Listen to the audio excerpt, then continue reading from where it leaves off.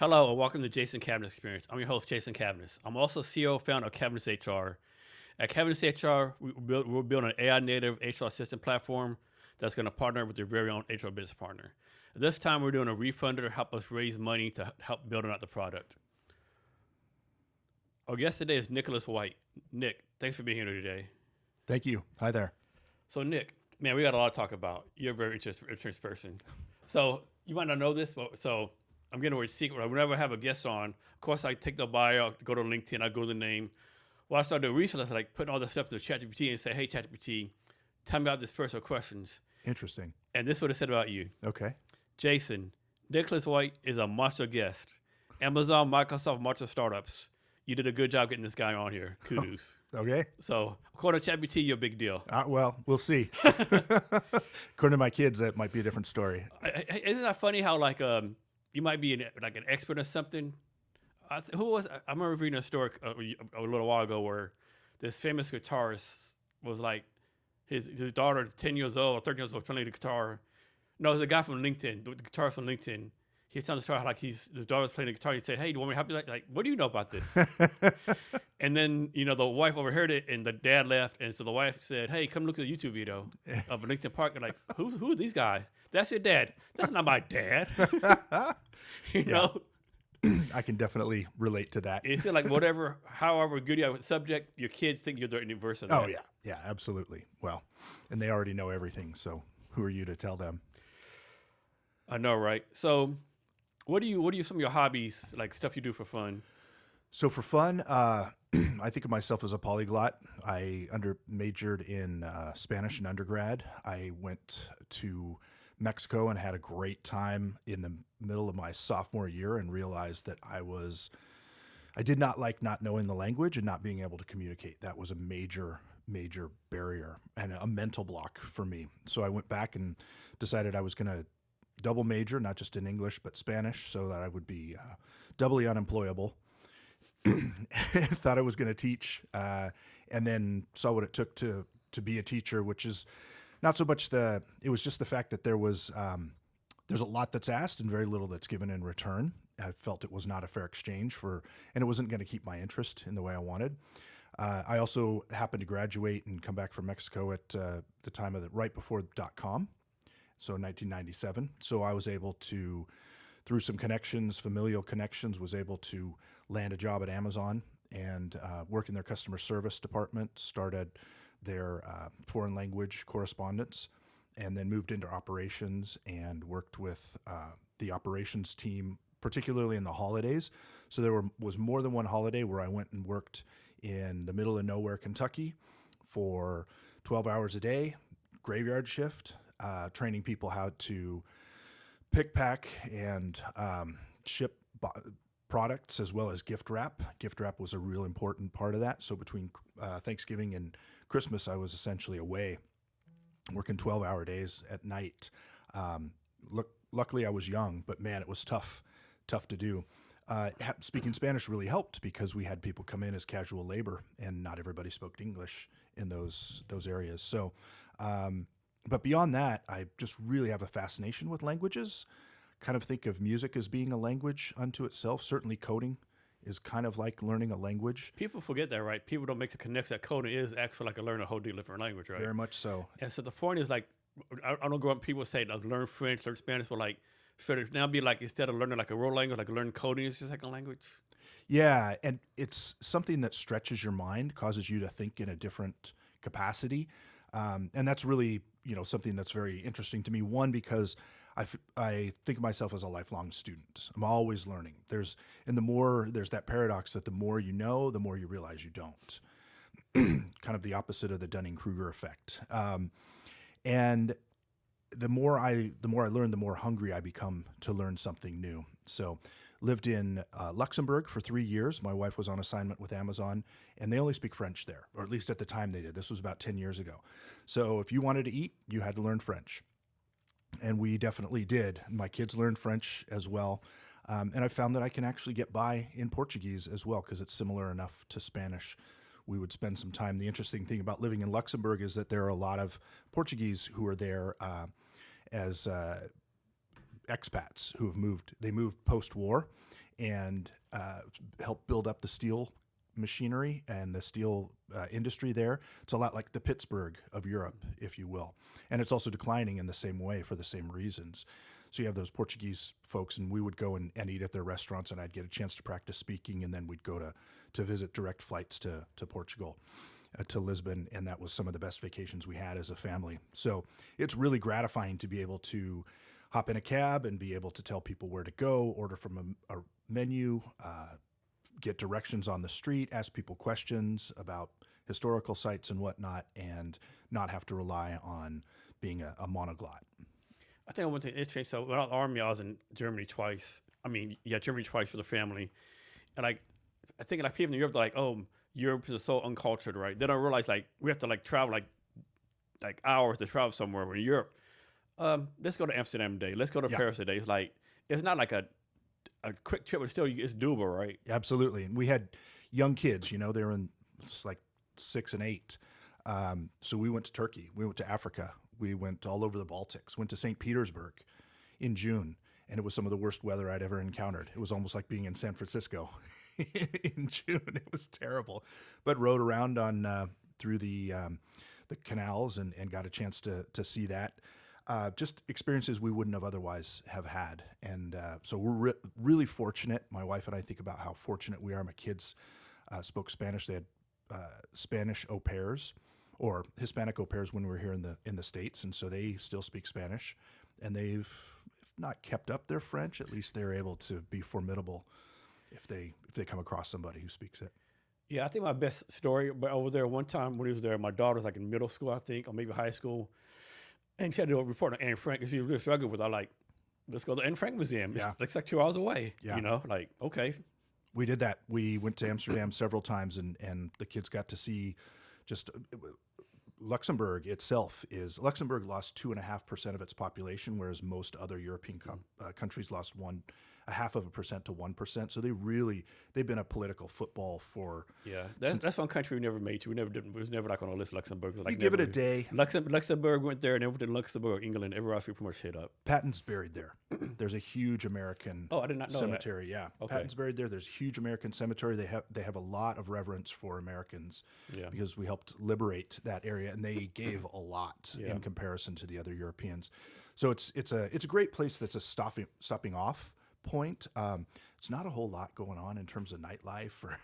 We weren't there for that anyway. It's a lot of professionals kind of roll up the sidewalks at the end of the day.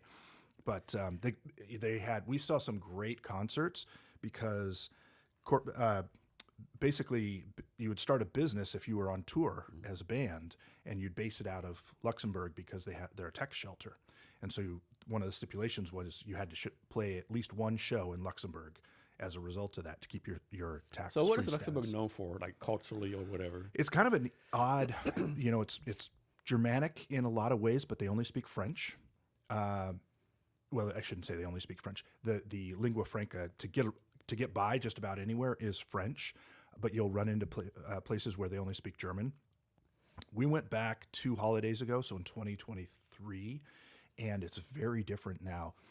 There's English everywhere. There's Chinese everywhere, both people and written signs. The language is everywhere. So it's a very different place than even 10 years ago. It's got a lot of money going through it. It's a very rich country.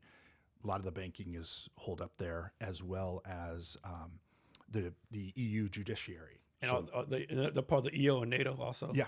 Okay. Yeah, absolutely. So Schengen is the treaty that allows you to pass from one country to another, and that's actually a part of Luxembourg. It's a small town in Luxembourg, is Schengen. So when they say that you're on the Schengen visa, you can go anywhere but the UK. And that's the Brexit stuff, yeah. Yeah, and basically you don't have to, and you can work anywhere, right? So it's in a lot of ways the way we've set things up with the states here. So I know way back in the day, Europe used to have checkpoints in each country. It's like it's more. It's actually Europe now. Do you think Europe wherever did like there'll be like instead of like Germany, France, they'll be like no, we're just Europe. Yeah, I don't. That's they're so jealously guard their culture and their identity, their language. But with English kind of taking over, it's hard to say. I can tell you one story that my wife and I were she's from Slovenia, and so we were in Slovenia, and we wanted to go into Croatia, but we didn't have a visa, so we thought as Americans we just waltz on in, and they stopped us at the border, and we said, well, we're Americans, can't we come in? And we kind of knew that we were trading on that, and that we wouldn't necessarily get away with it, and they weren't. They were like, good for you, you got to go. Yeah. So there's still parts of it, particularly in the Balkans, where you have to have a visa or you have to have some sort of sanction to get in there. Who knows? Who can say at this point? But I really miss the time that I lived in Europe, because the pace of life was very moderate and reasonable. One of the odd things was that spouses don't go to work events like they do here, and I felt left out. And then I realized, it's actually a better thing, because everybody's going to talk shop there anyway. So I know a lot of people talk about the quality of life in America and Europe, right? They'll say America is real like work. Europe's like kind of laid back. But then again, like we actually make stuff here, we create stuff, entrepreneur, where Europe is like maybe not so much, right? Can you talk about that? Yeah. It's I was never able to actually get a work visa there. One, because I was temporary, but they have this interesting initiative that they've set up that's one company, €1 one day, where you could start a company for the cost of €1 and get the paperwork done in one day. That was something that was starting to take some purchase when I was there about 10 years ago. I can't say much about it now because I didn't take the opportunity to start a business, but there are some formidable European companies that are out there, but at the same time, they don't have the dynamism that we have. And I would talk to people, Europeans, Belgians, Croats, Czech, and they would say they just had a lot of reverence for the U.S. and the flexibility and the dynamism that we have. But at the same time, I'd ask them, well, are you going to change and come on over and start anew? No, that was never really in the cards. It was kind of interesting that it was a little bit more of an experiment, like a thought experiment in their minds, than necessarily something that they'd want to wrestle with. And it's like they want the cake to eat and eat it too, right? They want to have the hustle culture, but still have the 12 to 3 p.m. fiesta, right? Yeah, there is that. So, but it's I probably end up retiring there, if not there, Mexico. Yeah. So I read recently you finished some kind of LLM coding class or something recently. Yeah. Well, that was actually a little while back, but I've learned a lot through LinkedIn Learning. That was one of the things I really felt like the arc of my career has been corporate, and then I started a business, and that business was a B2B inbound marketing firm. And with COVID, there was just basically no business. And I tried to limp along for a good 12 to 18 months and finally ended up closing it. And knowing I had to turn the page and really reinvent myself, which I think everybody wrestles with at some point in their careers. But it was as I was, turning 50, as I was coming out of that business, and things were very different in terms of the skill set that was required and what was hireable. And also the fact that when you're older, you generally command a higher premium in terms of salary. So I needed to make myself more competitive was my thought. And so I spent some time going through LinkedIn Learning and specifically working on SEO and the LLM coding. And it's I spent a lot of time just learning how LLMs work so that I could explain it. One of the things that I like to try to get to, I know that I've understood something and mastered it if I can explain it to my kids. And I unfortunately kind of burst their bubble when I said, I remember it was that same time we were on holiday in Europe 2 years ago. And they said, so what is this AI? And I said, well, it starts with an LLM, and an LLM is essentially a statistical roll of the dice of what the next word is going to be after given a preset category of words. And they were like, so it's just a prediction engine? And I was like, yeah, that's pretty much what it is. It doesn't mean it's not powerful, but the explanation of it, once you can get to it and understand it in really simple terms, kind of takes some of the mystique out of it. That doesn't keep them from using it in their studies. But so you bring up a good point, right? There's a lot of discrimination going on, but one people don't really talk about is ageism, right? Yeah. I mean, it's a big one, right? Especially like in tech startups, the stereotypical tech startup person, like right out of college, 20s, bright and bursting, but like I know a lot of people are already like doing tech startup stuff, right? Can you talk about any challenges you had, like how they having to deal with ageism? Absolutely. One of the things that I've done is just curated my resume so that it doesn't have nearly as many dates on it, so you can't go back and figure out the. And maybe take out the AOL email off there too. Yeah, exactly. Yeah, it's something where you kind of figure out what the telltale signs are, and you try to at least shave the edges a little bit to sand things down. But I felt it acutely when I was leaving, when I was closing down that previous business that I'd run for a decade and a half, and it was really what I knew. And then with the advent of AI, I really had to figure out how I was going to not just reposition myself, but also change my own mindset. So much of the work world is how you present yourself and how you see yourself. And if you see yourself as competent and confident, you'll come across that way. And if you see yourself as coming up short in some fashion, it's going to come out. And so I needed to spend some time not just studying and learning and filling in some of the gaps, but also changing the way I viewed and present myself. And I think that ultimately, for whatever reason, I was able to overcome it. I have moved on to a company called Thinky. It's actually a Japanese company, and they didn't really care. I happen to be the oldest person who works there, but that was never really a concern. Came in to do the marketing while we were under the auspices of Mitsui, which is a large Japanese conglomerate. They do everything from ramen to rockets. They were our corporate sponsor up until middle part of this year, and then we parted ways with them so that we could take the product in a different direction. And never really mattered how old I was. They were much more interested in my competency and experience, and so I was very thankful for that. And I've since taken over as the president, and I run operations here in the U.S. So it's a team of one. So I think one of the biggest skills we're going to have, whether young or old, is being curious, right? Can you talk about how you're innately curious? Yeah, Well, working in a cognitive health company that has its technology built by neuroscientists, as the marketer, you immediately feel like you're going to come up short.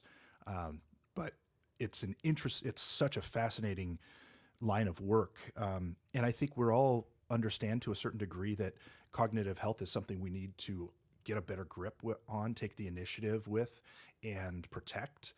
But there's not a great understanding of how to do that. So I came in and was just voraciously read as much as I could about how the brain works, particularly executive functions in the prefrontal cortex, how that declines with age, how unfortunately age 30 to 35 is like peak cognitive territory for most people.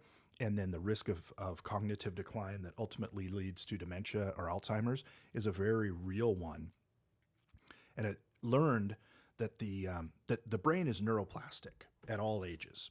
Neuroplasticity is the ability to harvest old connections that you're not using and build new ones, strengthen those new ones with what's called myelin sheaths to make them more of a superconduit. All of that requires exercise, requires stimulus. It's the same way that you exercise your body. You exercise your body, you improve your physique, your heart, your lungs, your muscles all respond, and you get an immediate physical response. That's the point where the brain is different. You don't get a response. So you could do two different exercises, and one could really test your mental acuity, and the other one could be something that's not very difficult, and you won't necessarily know that without something like the sensor that we have.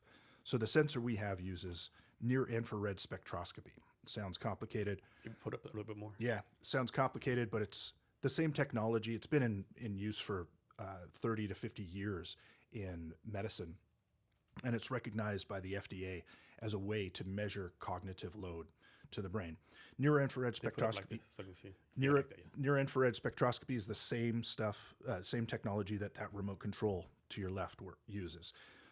It's just targeted. It's very specialized.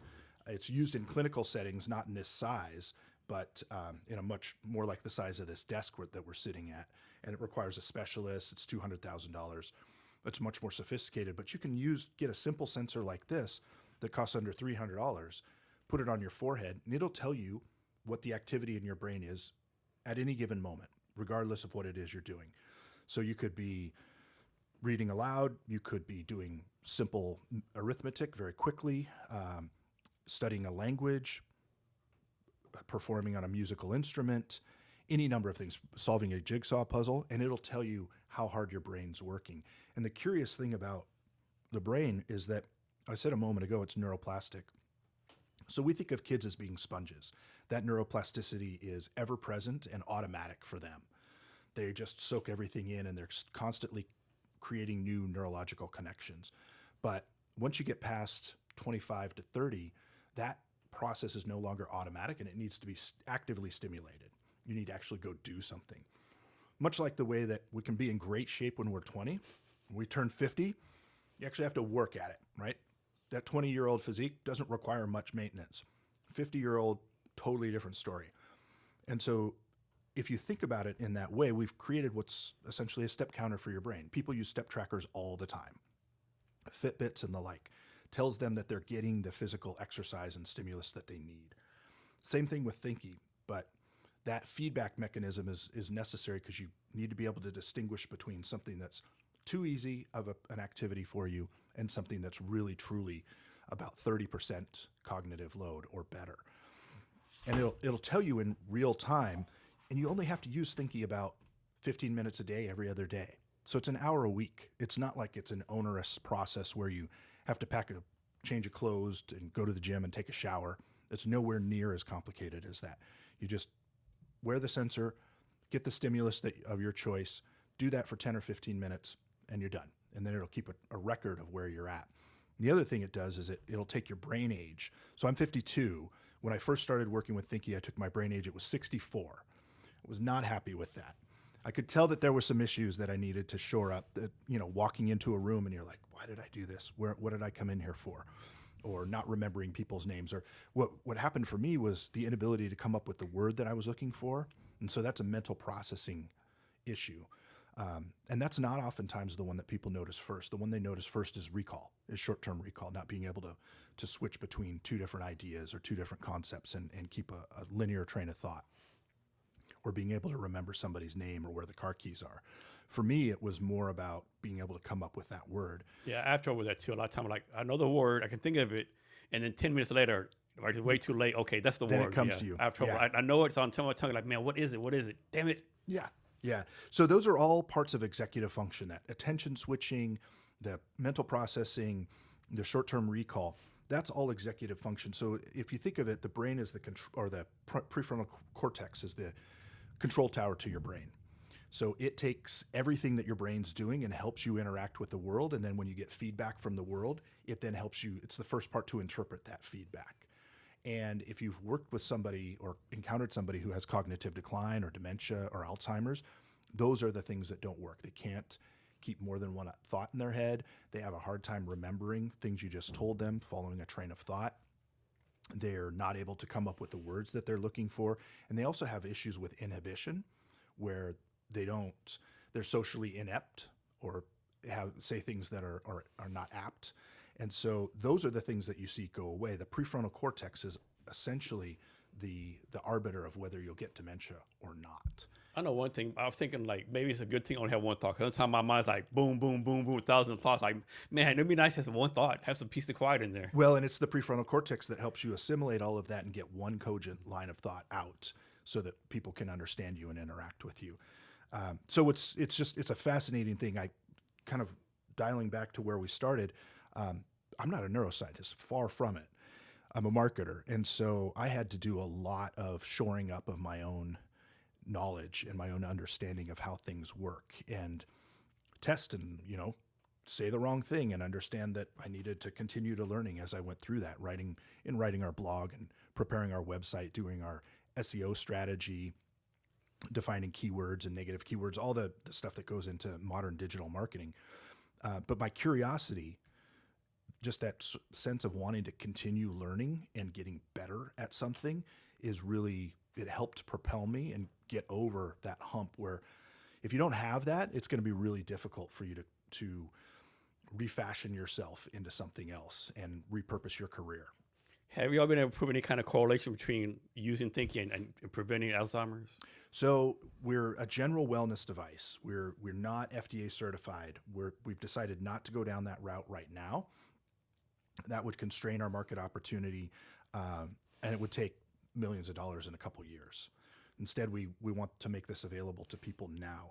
But we have conducted 3 randomized controlled trials in France, Japan, and the US, University of California, Santa Barbara, that show that if you use Thinky, you can reduce what's called your brain age. That's the initial assessment that I mentioned a moment ago. when I first started using Thinky, I took my brain age, it was 64, 52.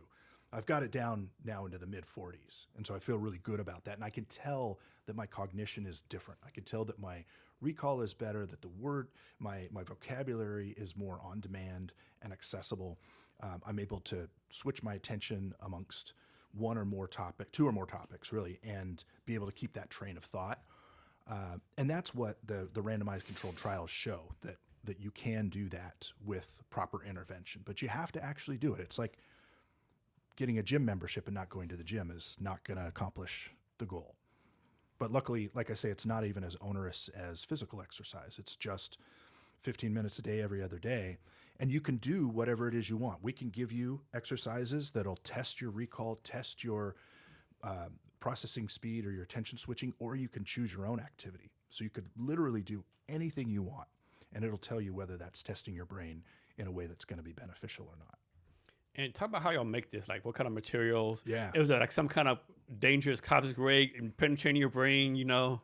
This is just a measurement tool. This does not stimulate your brain in any fashion. The stimulus comes from the app. So the app and the sensor go together. And there's numerous apps out there that don't have sensors. So it's a well-tested field. And all of them are pink, or they come in different colors? They come in different colors. We have a surfeit of pinks right now. But the reality is, once you snap it into the headband, you can't really tell what the sensor color is in the end. Yeah. So that's more of a marketing gimmick than anything else. We found that in the U.S., the black sells the best for whatever reason, but we offer it in a variety of different colors. So this is a patented design. It's got this sort of butterfly opening. Doesn't matter where in your head it goes. Does it have to go in the front? Yeah, you do. You want to wear it in your forehead, so above either eyebrow, because those are the two lobes of the prefrontal cortex. And there's a different mental function in the center. So you want to make sure that you've decidedly gone one eyebrow So or the random question real fast. Before you started thinking, I'm guessing your knowledge about all this stuff was like the brain was like 0. What is it now? Yeah. Well, compared to a neuroscientist, probably like 3 on a scale of 100. But before you started thinking, it was It was definitely a 0. Yeah, no, it's more the point that my cognition is better because I use Thinky on a regular basis. There's always more knowledge to learn, but how you process it, retain that, use it to interact with the world, I feel a lot stronger as a result. And that's what our randomized controlled trials show. Is it doesn't really matter what age you are if you've got proper intervention. Is there a minimum age? Like, can kids use this, or is that not really for them? Kids can use it, but as I said before, neuroplasticity is already something that's ever present for them, so they don't really need it. Okay, I'm asking this question about how about somebody's like, I don't know the correct term, but somebody like kind of slow special needs. How about It can potentially help. We have data that shows that it can improve their cognition for really anybody. It's mainly intended for people who have normal cognitive function, like us, are not in cognitive decline, and want to protect against falling into cognitive decline. Okay. Same reason you would exercise to avoid heart disease or other ailments. Let me think what else. Like, is there a recommended time for people to use this? Like, can somebody use this like 2-3 years, or is it like, okay, use it for 6 months? You don't have no results, like stop using it, or how's that work? There's a plateau that some people will run into where they will maintain their cognition, much like if you're exercising your body, you're only going to get to a certain point. You may not look like Arnold Schwarzenegger or whoever you're. I mean, genetics have a lot to do with it, right? They do, and along with brain health, genetics have a lot to do with it. Lifestyle has, from what we can tell, even more to do with it. Like, we're all headed towards cognitive decline at some point in our lives. Yeah, unless we get the Elon Musk Neuralink on our brain, right? And that's a whole different. That's much more involved. Is that on the product roadmap? Put thinking inside people's brains? Not for us. Not at this point. No, this is something that you can pop out of your pocket, put on your forehead, and go. And you don't. We're exploring ways that you can. That we can brand these for corporate wellness. So if you Microsoft or Amazon wanted to use these and have their own brand to it, then that would easily be done. Can people exercise with this on their head? Like run or lift weights or whatever? You absolutely can. Like sweat. Does a sweat in the forehead affect The sweat generally does not create a problem. You don't want hair in the way. Okay. And because it uses light, if you're in bright, intense sunlight, you want to make sure that the headband is fully sealed across your forehead so that it's not letting extra light into the light sensors. And what's like the highest temperature and the lowest temperature y'all used this at? That's a good question. I don't know that we've put it in real extremes. I know I've worn it in the winter and it works no problem. In the summer, if you're a particularly sweaty person, you can start to obscure the lens. But most of what the way that we recommend you use it is that you not do it while you're exercising physically, because you want your brain to be focused on the mental activity. That makes sense. Yeah. And so you kind of keep the two domains separate from one another. I'm guessing like if like for me, like suppose I'm like in my room by myself, just complete silence. My brain acts one way versus me like learning how to code. It acts a different way. Okay. Yeah, absolutely. But the thing is, with coding, while you're learning, this is what we're really trying to do. Is it's almost like flashcards if you think about it. One of the best exercises you can do is read aloud while you're wearing Thinky, because that requires a lot more of your brain. You have an audience generally. You are thinking about your diction. You're predicting the words, the pronunciation of the words that are coming up, and you're also listening to yourself utter the words. So that's a much more sophisticated activity for your brain. Another one is very simple, and I can show you some of these. Very simple arithmetic done rapidly. So 6 times 5, 5 minus 1, 2 minus 3, 6 times 2, so on and so forth. And you do that as quickly as you can. And that's actually part of the brain age assessment that we give. We test your mathematical skills of just real simple arithmetic as quickly as you can. And then we test your recall. And you remember the game Simon with the colors? Yeah. It's much like that. So you're chasing the dot around the screen and remembering the sequence. And then the last one is about attention switching, where we give you letters and numbers, and you have to find A and then number 1, B and then number 2, and they're scattered randomly across the screen. And you do that as quickly as you can because you're thinking in 2 different domains. You're thinking letters and then numbers, and you have to find them randomized across the screen, and you do that as quickly as you can as well. And then it will give you a brain age. And like I said, early on, I was very displeased with the brain age that I got, but I've been able to drop that by about 20 years. Does it predict future? Like, does it predict your future age? It cannot predict your future, right? But it's much like anything else in this world. It can give you a sense of where you line up with a cohort of people your age and a cohort of people who have the same brain age as you or have had the same trajectory as you. But, you know, like a lot of things, we exercise to stave off physical ailments, but that doesn't mean that one of them is going to strike one of us individually, uniquely. As a cohort, we know that if everybody exercises, everybody is generally healthier. Does like different culture affect this? Like, you know, you're from France or Germany, you're raised differently, or I'm not saying anybody's smarter or dumber than anyone else, but does that affect anything? So what's interesting is the app is the arbiter of that. So we're originally a Japanese company. The app was written in Japanese, and it was much more like a sort of manga-esque type. You know, it was really kind of cartoonish. We didn't think that was going to work culturally with if we're a serious brain science company. We wanted to portray just a different face to our customers. So we changed it radically. And as you can see, it's very, very different. It's black. It's monochrome for the most part. It's very minimalist. It's very simple. The other thing that we found is that from a cultural standpoint, red is a positive color, and whereas red for us is oftentimes an error. Yeah. So when you give an answer, we used to give you a green X or a red circle if you were I bet right. they confuse a And lot the of red people. circle, people were like, wait, red circle, that's the right answer. Red's actually good if you're coming from an Asian culture. And the circle was a positive reinforcement. So we had to change those sorts of things up. But as far as from a cultural standpoint, you're really doing things that are much like mathematics. It's universal, right? There's very little linguistics that go into it. And from a cultural standpoint, we haven't found that we did some randomized controlled trials in France, and we found that they responded as well as Americans and Japanese for the most part, if you control for age. So no, we really haven't found that there's any issue there. How about people with mental illness or mental illness in their families? That's a hairy issue. So mental illness as opposed to cognitive issues is something very different. And of course, there's a spectrum there where sometimes people lump in ADHD and autism as those sorts of conditions. We really haven't done any research in that regard. I'd be curious to see. But right now, the vast majority of us have normal cognition and want to do something about it to preserve it. So that's who we're trying to serve. And you'll like mass produce these in some kind of factory somewhere? Yeah, they're made in Japan, so they're probably over-engineered for what we need. It's essentially injection molding, and then the sensors are patented, as well as this butterfly hinge is patented. The sensors are interesting because there's two of them, one of which reads 2.5 centimeters into the brain, through the skin and the skull, into the gray matter, and the other one reads the blood flow on the surface of your skin, so that we can subtract that away and really only measure the brain's blood flow itself. Can you talk any about the kind of tech that goes into making this? It's a pretty simple device in a lot of ways. So near infrared sensors are pretty standard.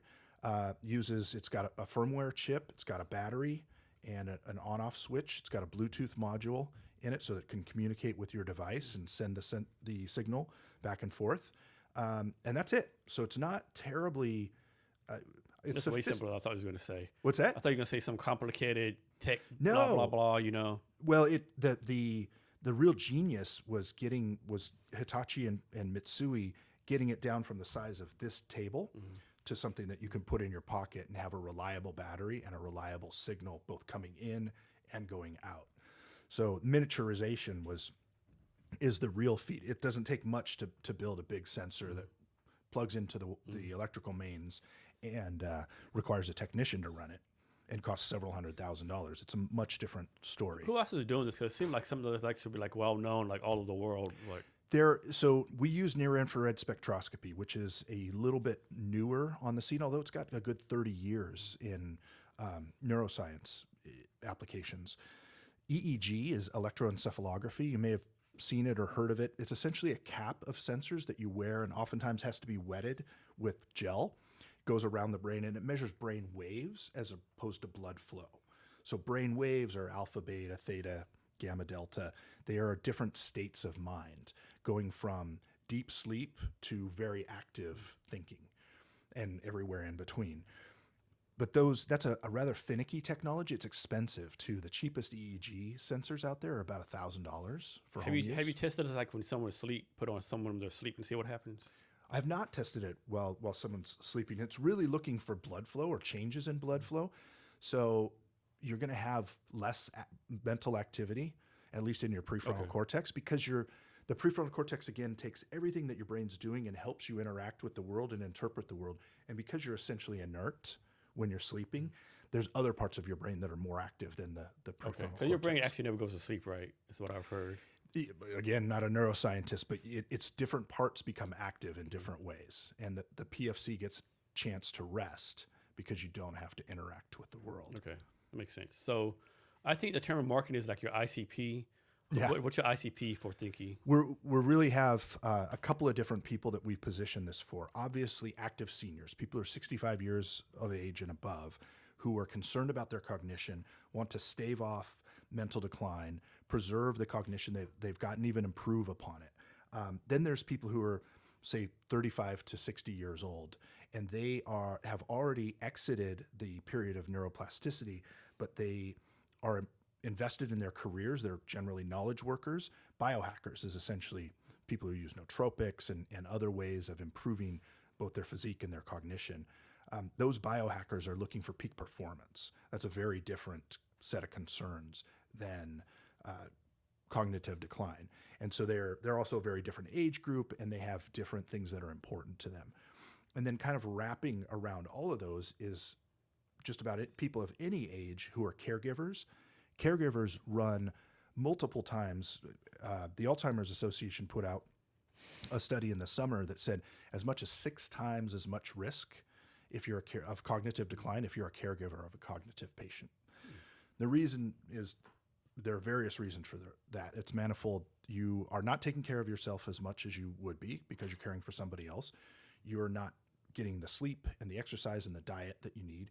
You're also not getting the adult level interaction generally. So your cognition tends to get dampened as a result. So caregivers are really they're the people, if you think about the analogy of the painkiller versus the vitamin, they're the ones who are looking for the painkiller. They're really concerned, and they have a very immediate concern about preserving their cognition. Whereas active seniors and biohackers are generally more looking for a vitamin to protect against future effects as opposed to deal with something that they're experiencing now. So those are essentially the three different targets. We approach them all very, very differently, as you would imagine. So next, talk about the business model to include like how much you charge, like, and how you make money, and then like how did you determine the correct pricing for this product? Yeah, well, it's not easy because there's really no other near infrared spectroscopy sensor out there that does cognitive training. There are other, like I said, there are apps out there that do cognitive training, but they don't have a sensor. So you don't know, you're unable to distinguish from one activity to another. And that really doesn't do you much good. You just have to take it on faith that you're doing the right exercise. It's almost like being on the treadmill and having the readout blank. You have no idea really what you're getting, what your heart rate's at, what your intensity level is. There are sensors out there that use near infrared, and those sensors are focused on things other than cognitive training, like mental well-being, a sense of calm, or sleep hygiene, which are, of course, very important, but they're not going to protect and preserve and improve your cognition. So we sell this, and it's taken us a little while to figure out what the right price point is. We sell this for nominally $299, one-time purchase. We've come up with, we were selling it as at $249, one-time purchase, and then a $9 a month recurring subscription, or you could pay $79 a year. And we found that people were just leery enough about, and it's a new enough category and a product in a category of one in many ways, that we found we needed to be much more flexible. So we now sell it at $299, all you can eat for the rest of your life. You get access to the app for the rest of your life. It's a one-time cost. At $249, you can get access to a reduced version of our app, to a simpler version. We call it the basic version. And then there's also a flex, which we've found has worked really well for people. It's essentially a lease model. You buy the Thinky sensor at $35 a month, and then after a year, it's yours to keep, and you get full access to the app. With the flex, you can cancel it anytime and return it to us if you want, no questions asked. So this is going to be kind of like a dark question, right? But suppose John Bob, 72 years old, he buys your product, pays $209 for it, $9 a month, and then at 72 days and 4 months he dies. What happens? Does he get a refund or like? Well, I suppose somebody could come back and ask for a refund from his estate, and we'd probably honor that. I know it's a crazy question. But yeah, no, it's more the more germane question is for people who find that they can't work it into their routine, and for whatever reason they're dissatisfied with it. We'll take it back, no questions asked. Okay. We'd rather that than you tell us how you had a poor experience with the product, right? We'd rather sell it to somebody who actually needs it. And so that's much more important to us, that people be satisfied with what they've purchased. And that's why we have a very rigorous onboarding process, probably not rigorous, but a very robust onboarding process where when you get it, we set up a consultation with you so that you can get the app set up. Some people have tough time connecting for whatever reason. The app has to be connected to Wi-Fi and Bluetooth. The sensor connects via Bluetooth. We just want to make sure that I'm guessing you probably wrinkles. spend more time explaining what Bluetooth is, how to connect Bluetooth than actually. It really depends on the audience, but sometimes we start at the start and other times we can start in the middle. But either way, it's more important for us to understand what it is the person wants to get out of it. Our customer, like, are they looking for protection or peak performance? Are they looking for to improve, to lower their brain age, to make their processing faster? And we can help guide them as to what activities they're going to want to focus on, and make sure. Then we send out reminders. If you haven't used it in a couple of days, we'll send you a reminder. You can share your score with other people, whether that be a caregiver or another loved one, or just the community at large.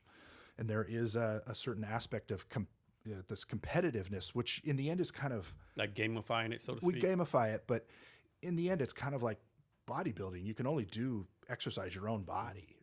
Comparing it to somebody else's only goes so far. Really, what's more important is what's the progress that you've made over the time that you've put in, and how might you improve upon that? Do you have to follow I think it's called HIPAA rules? So our data is encrypted, and it's stored in AWS servers, and we only have access to it in the aggregate unless a customer asks us to pull down their data and share it with them. And we do have a way for clinicians. We've just recently started selling to people who do neurofeedback in their clinics. There are wellness clinics all over. I've been making calls to those in the Puget Sound area who don't have an assessment and measurement tool for cognition. For them, we offer a more robust version of our database, it's really our dashboard and the data that's there, so that they can keep track of people on an individualized basis. But they're bound by HIPAA, and we keep our hands off the data except in the aggregate, because that's what's most important to us. And so, like, post Tom Brown gets this, then he can tell you, I want my aunt to have this, my cousin to have this. They tell you who can have access to it. That would be up to them, right? That's their disclosure of their data. We're not going to give that. Is there a limit of how many people can have access to the data? We've only had people ask for maybe one or two others. It doesn't, theoretically, there's no limit, but we'd probably want to, we would put some safeguards in place to make sure that if you're opening this up to a bunch of different people, we want to make sure that that's deliberate and you know what you're doing. And suppose Tom Brown gives his access to his wife. It's like, does the wife get some kind of password, and how's that work? So we would just create another account for them. Yeah, they would have access to the same data with a different login, or they could use the same login. It's really up to them. But that doesn't cost us anything. Okay. So moving on to something else real fast. Yeah. How did working in corporate impact you and make your entrepreneurship life kind of better? Like, what do you learn in that process? Well, working in corporation, I started with Amazon when they were pretty small and just had the one warehouse in Seattle. And seeing that grow and that growth, and people come in and just have varying levels of competency and ambition and contribution, gave me a real quick study in the fact that corporate America is pretty mercenary in a lot of ways. And we're seeing it more now, in the sense that there's really no loyalty to employees. I think that's always been the case, but there was an expectation that employees would be loyal, and then it was kind of the scales fell from everyone's eyes around COVID, and realized, wow, I'm not really getting necessarily a fair shake, or this isn't the deal I was looking for.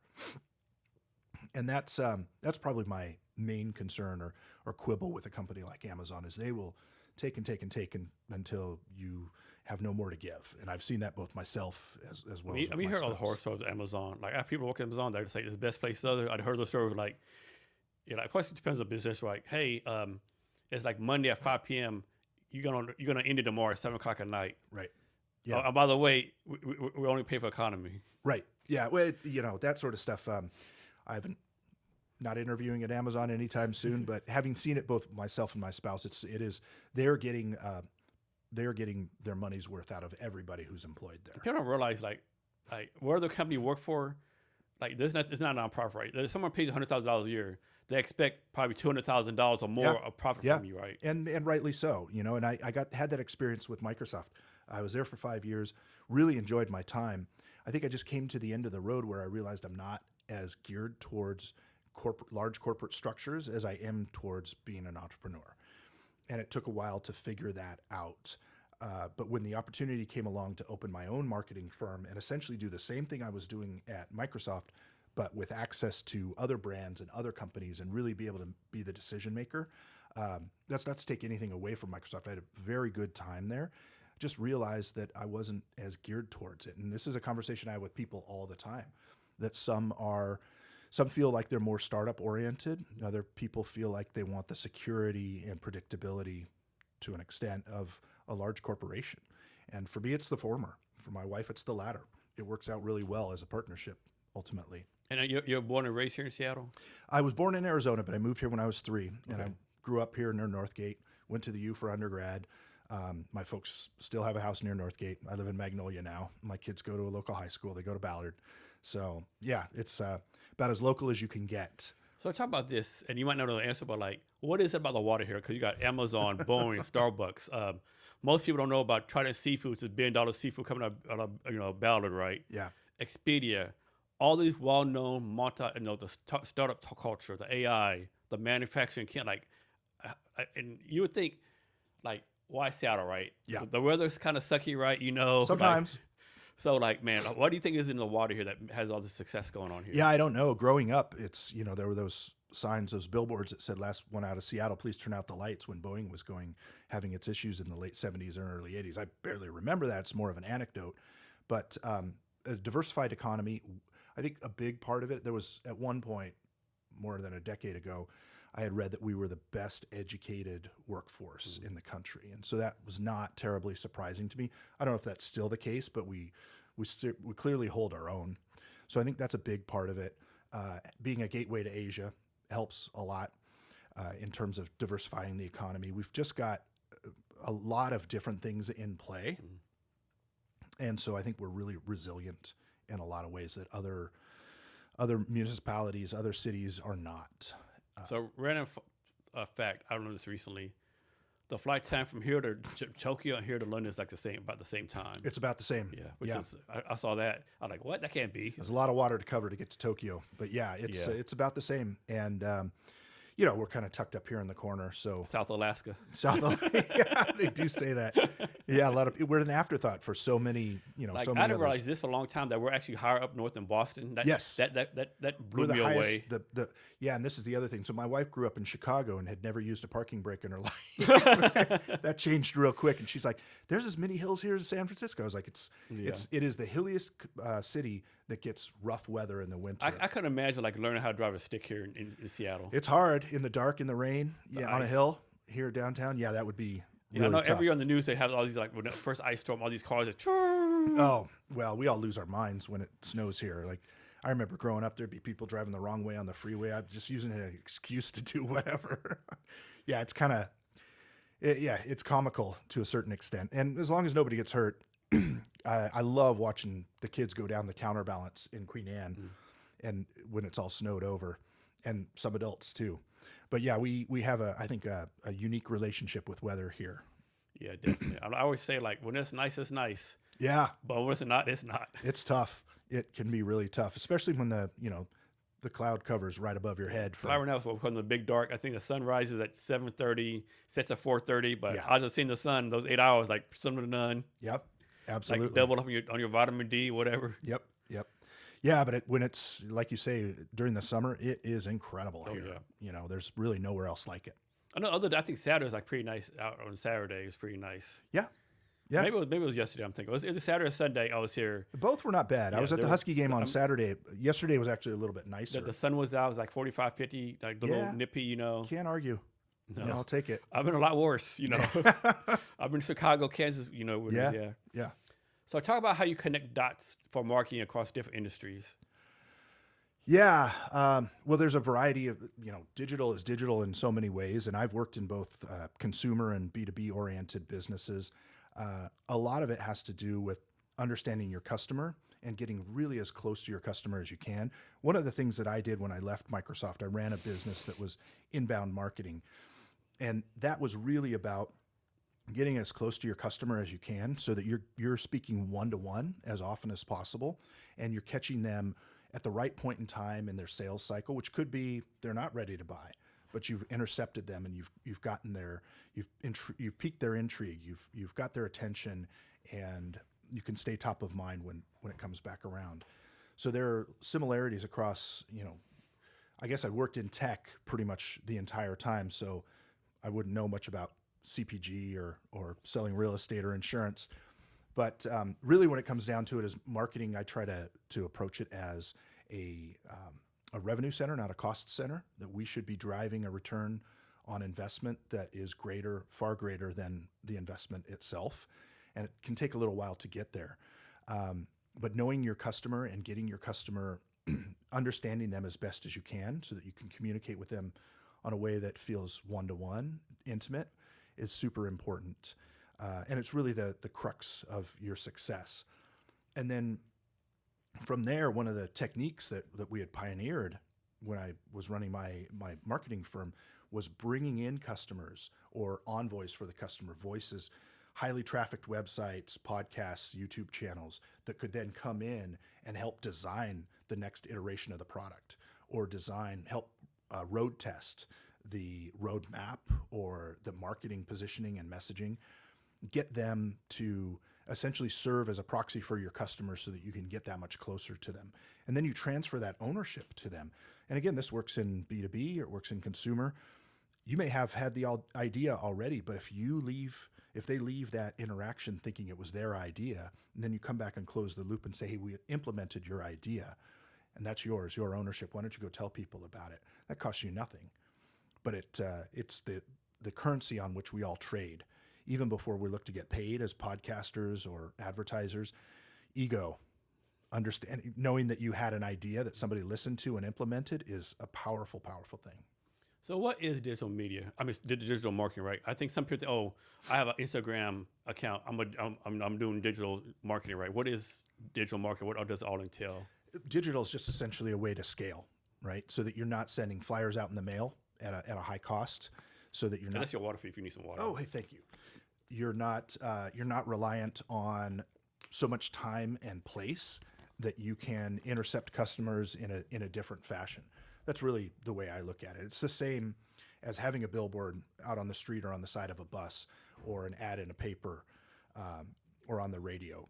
It's just a way for you to get that much closer to your customer, because you have a much richer data set about who those people are, what they need, and you can figure out the gap analysis between your product offering and your pricing and your packaging and what they're actually looking for. So talk about the never-ending conflict between marketing and sales. I don't know. It sounds like each one blames the other one, you know. I see it as a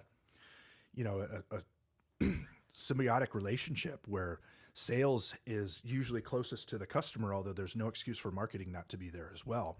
And they can help one another. It's a question of incentives, often more than anything.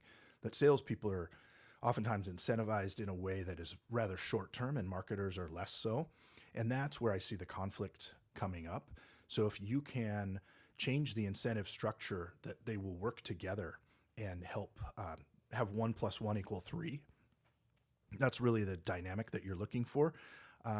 That's sort of, again, it doesn't always work out that way, and not everybody is philosophically aligned in that way, but that's what I see as being the main driver of conflict or issues between the two. And you did a book, right, called, I think, Social Media Judo Highlights. Is that something you did recently, or was that like a long time ago? That was some time ago. That was not long after leaving Microsoft. My second child was being born, and I didn't have a whole lot of time, but it was a way for me to get away and do some thinking away from the house, writing that up. But if you know anything about judo is not about a full frontal attack. It's about using your opponent's momentum in your favor. And that's really what digital marketing, that's what third-party inbound content, influencer marketing, any of those, however you want to call it, is about understanding that the energy and attention is flowing in this particular direction. How can you harness it to best effect? And that's where I use that phrase of 1 + 1 = 3. If I have my agenda and you have your agenda, and we can figure out where the two intersect, we're probably both going to come out ahead as a result. And are you a big-time Husky football fan? I wouldn't say I'm big time. They've been, I went to school there. I sure was when I was undergrad. Mm-hmm. But they've had their moments in the last 5-10 years. Right now, I'm more of a dad, and I'm more of a fan of. My daughter was the captain of her volleyball team in her senior year this year, and my son plays competitive baseball for a couple different teams and is a leader on that. So that's really where I'm more interested, talking to the other parents, talking to the other coaches, offering my advice when it's unsolicited. So let's talk about the psychology of marketing. So, yeah, you could go a long ways with that. From my perspective, it comes down to giving people what they want in the way that they want it when they need it, and that is a lot of data that goes into that. Understanding who people are, what motivates them, what their substitution options are, and why they would even bother to give you any consideration in the first place. So, what are the drivers? We all ultimately have problems that we're trying to solve. There's the phrase of the job that needs to be done. And that's what a product is built for. And marketing's job is to convey that as concisely and directly as possible. That's not always easy to do when you're talking to a crowd of multi-million people. So understanding what the differences and similarities are between groups and being able to speak to them. And that's where digital marketing, as you'd asked about earlier, is really key, because it gives you a lot more data than you would have otherwise had. And it gives you a chance to understand people on a much more minute level. Do you think the way people buy have changed through the decades? Like how someone was like influenced by some 1920s change between like now? Yeah, Or is it absolutely. the same? Well, absolutely. Before, you could get the endorsement of one person, and it didn't necessarily matter who they were, and that could affect your awareness, consideration, trial, and whether you were ended up being an advocate. Now, people, I think, are we're obviously bombarded. We know that. That's such a cliche at this point, but we're relying on novel and clever ways to get people's attention. One of the things I just came across not long ago was the using detractors to your advantage was an article that was I went to Duke University for my MBA. And so I subscribe to their newsletter, where I get some, every month get the research that they've conducted in that area. And one of them was how you can take detractors and make them a positive for your brand. That there were small companies where somebody had said, this business is not paying attention to its customers and really doesn't have the right idea about how to serve us. And so they took a negative slogan, made T-shirts out of it, sold it as merchandise, got a better reaction as a result. And the distinction that was interesting there was that, one, you have to play along. You don't really want to get into an argument. You just go along with what's being said, as long as it's something that it's fairly innocuous, right? It's not a product failure or something that's going to be dangerous. And the other was that it depends on who says that. If somebody complains and they're somebody's grandmother, probably not the right person who you want to quote on a T-shirt. But if it's some young buck on Instagram or YouTube, and you take that and turn that into your favor, that's actually a great example of using of a judo move, of using somebody else's momentum in your favor to accomplish your own objective. Yeah, I'm thinking that depends on company too. Like, have you ever seen the Wendy's Twitter account, the social media for Wendy's? I haven't spent time with it, no. Oh man, it's insane, right? I mean, they actually roast people, right? It's pretty funny, right?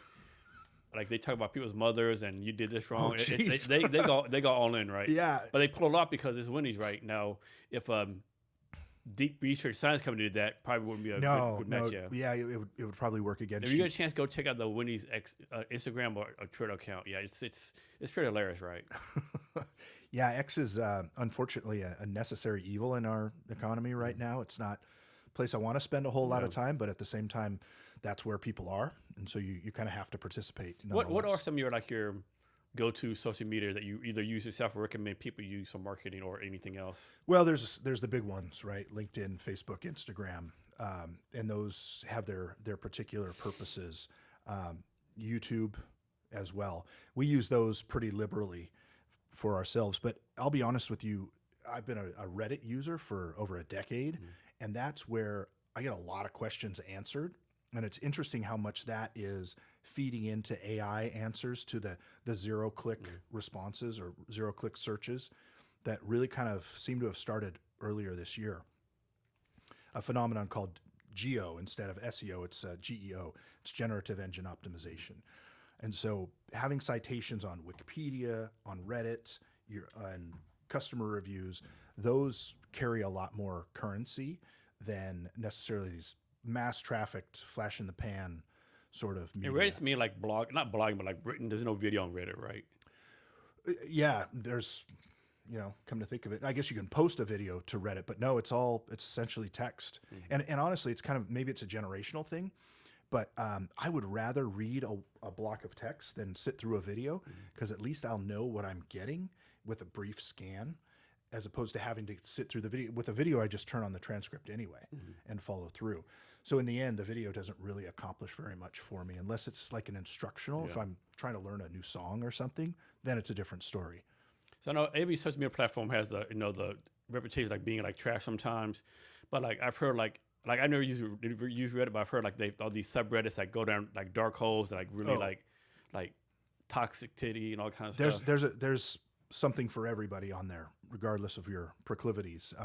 So yeah, you gotta, you don't want to waste your time with stuff. So you can subscribe though. I've subscribed to a variety of different ones. Follow the one for the Seahawks and whatnot. And so, yeah, there's something there for everybody. You just have to kind of be careful what you ask for sometimes, just like the rest of social media. Yeah, yeah. So what's your future prediction for like the intersection of marketing and AI? It's interesting to see. Just very recently, they're trying to shoehorn the shopping experience into AI, and the jury's still out on that for me. I don't know whether that is going to be something that's going to be a positive experience for people or not. If you think about the evolution of the internet, it didn't start out as a shopping center. It started out as information sharing, and that's the way AI responses have operated. So if we're just talking about like the geo part of AI and using that for marketing, I use it extensively, right? For research, for customer research, for validation, doing competitive research as well. There's a lot that you can get out of it. You obviously have to take it with a grain of salt, that you might get some hallucinations or inaccurate. But I use it for my blogging now. I don't write out the entire, have AI write it out entirely, but I do have it write out the outline for what I want, and then I'll fill it in after that. Yeah, so that way, I do the same thing. I'll put like, I want to do something on this subject, right? right, And like, I'll cover these points. I write it, and then I'll go make changes. Or this makes sense. Let me, cross-reference. validate that. Yeah, the challenge is like a lot of people like, do me a blog on shot glasses and just copy and paste, right? Right. Yeah. And that's, it's put out. And, there's that whole adage where people are worried that bots are now talking to bots, and here we are having a conversation like real people. So it's refreshing to have a podcast or a video as an alternative. Do you have like a go-to, so I see, that's that thing, can't think of the word. Do you have like a preferred, like ChatGPT or Claude or Perplexity? I've used Perplexity a lot. I haven't used that one yet. Yeah, I started using it. Well, who's that under? So Perplexity is put out by. No, you got it. No. ChatGPT, OpenAI, Claude, Anthropic, Yeah. Grok's X. Perplexity might be its own animal. Yeah. At any rate, at some point I stopped paying attention to who's behind it. Yeah. It's more important to me about the results that I get, because Thinky is a very science-forward brand, and we have a lot of research. We publish research on our blog, on our website. We have to be accurate, and that's where Perplexity got started, was essentially like a Google Scholar that was more user-friendly. And I've found that it works really, really well. It also gives me better quality answers. It rarely hallucinates. And that I've noticed that it's changed over time. Earlier in the year, I would ask it for a particular patent number and give me the description and the filing date and whatnot, and it would just give me something that had nothing to do with it. And now it's much more accurate. I've yet to use that particular query and have an error. And so I trust it more as a result. Whether I should or not, it's a different question. Yeah. Have you used Notebook LM yet? I've not. That's insane, right? So you can go in there, making this up. You can upload like a 30-page document, right? And it'll make like a podcast out of it, right? Mm-hmm. And these two people are talking. You can press a button, and it'll say, "Hey, someone has a question. Hey, you just talk about video cameras and how it affects energy patterns. Does that matter? Like electrical voltage? Great question." And it'll answer it like that. Huh. Well, that's fascinating. That's I could see us using that. We're kind of in our prime selling season right now, so we're not doing nearly as much content creation as we are just outreach. But as we get into next year, I could see that could be an interesting way of putting. Almost feels like it's destined for a webinar. Yeah. Like you could use it, so you can use it in real time. Yeah. It's insane. Yeah, that would be interesting. We've done a fair amount of webinars ourselves, and we find that we get good response for that. So having that interaction at that level could be intriguing. What's your what excites you about the future of tech? Oh, well, there's stuff to be. One of the things I'm nervous about is the fact that entry-level jobs are going away, and we can talk about that in a minute too. Yeah, my kids are finishing high school and going into college, so that's a real concern. What's exciting to me, one of the things I find, and it makes you have from the microphone like this. Oh yeah, and one of the things that I find is just fascinating is that is the number of entrepreneurial pursuits that are out there. So I advise a number of different startups, and the ideas that people come up with. There's I've come across some just amazing things, problems I didn't know I necessarily had, but and certainly wouldn't have thought of the solutions. But there are some really sharp people out there who are in their 20s and 30s who, for whatever reason, are not interested in a corporate job and instead are building something. And it's really gratifying to work with those people, to just be exposed to the level of thought and ideas and risk taking that goes out there, because that helps reinforce my own position as well. Being an entrepreneur is not always easy. It's actually rarely ever easy, and it always feels risky. So knowing that there are other people out there that are doing that, and they're doing it all over the world. They're doing it in other languages. They're doing it in other markets and economies. And I find that really inspiring in a way that it creates this sort of global cabal of us, or community, where we can at least use each other, if nothing else, as an example for risk taking, and that, if they can do it, I can do it too. So I think it's what someone needs to figure out, right? Two examples, right? Like a few months ago, this guy in New York City, this big time lawyer, he said, "Hey, I work at one of the biggest law firms in New York City. We have 200 junior lawyers working for us every year, like 50 leave for better jobs, and we hire 50 more, right?" Oh, geez. And he said, "Well, we just did an experiment where they do all the research. We gave all the research to the junior lawyers and gave it to AI. AI did just as good, not better job." Yeah. And he was like, I'm not saying we're going to fire these people, but when these 50 leave, we're not replacing them. We're not right? going to replace them. So 200 jobs gone. And the second one, the more like closer to us, there's no more junior software developed jobs no more, right? Right. Because my question is, like, when they need like mid-level lawyers, mid-level senior developers, who are they going to go to? Right. They're not grooming no one. No one's building their craft. And you can't have... Are they going to build better AI? Like, what's going on? Exactly. AI to train them, and then at what point, where does it end? And that I'm concerned that we become over reliant on the promise of AI. Not its use itself, but what it's going to do to transform the economy. That I think there seems to be people who are very Pollyanna-ish and not really seeing the risks that are there for the economy. Not so much AI becoming autonomous itself, but more for the economy, and other people who are can only see the problems, the downsides. And it feels like there's a lack of practical grappling with the practical questions that are out there and how we're going to resolve these things. And that's a concern, because I've got kids who are going into the job market in 5 years. And what's that going to look like then? It's changed dramatically in just the last 2 years. Yeah, I know a lot of people don't want to talk about UBI, Universal Basic Income. A lot of people are against it, but I think we're going to have the conversation sooner than later. Yeah, well, the money's got to come from somewhere. And there are a variety of ways socially we could have the money make it available to us. But it's clear that if nothing else, there's an imbalance in the way resources are allocated right now.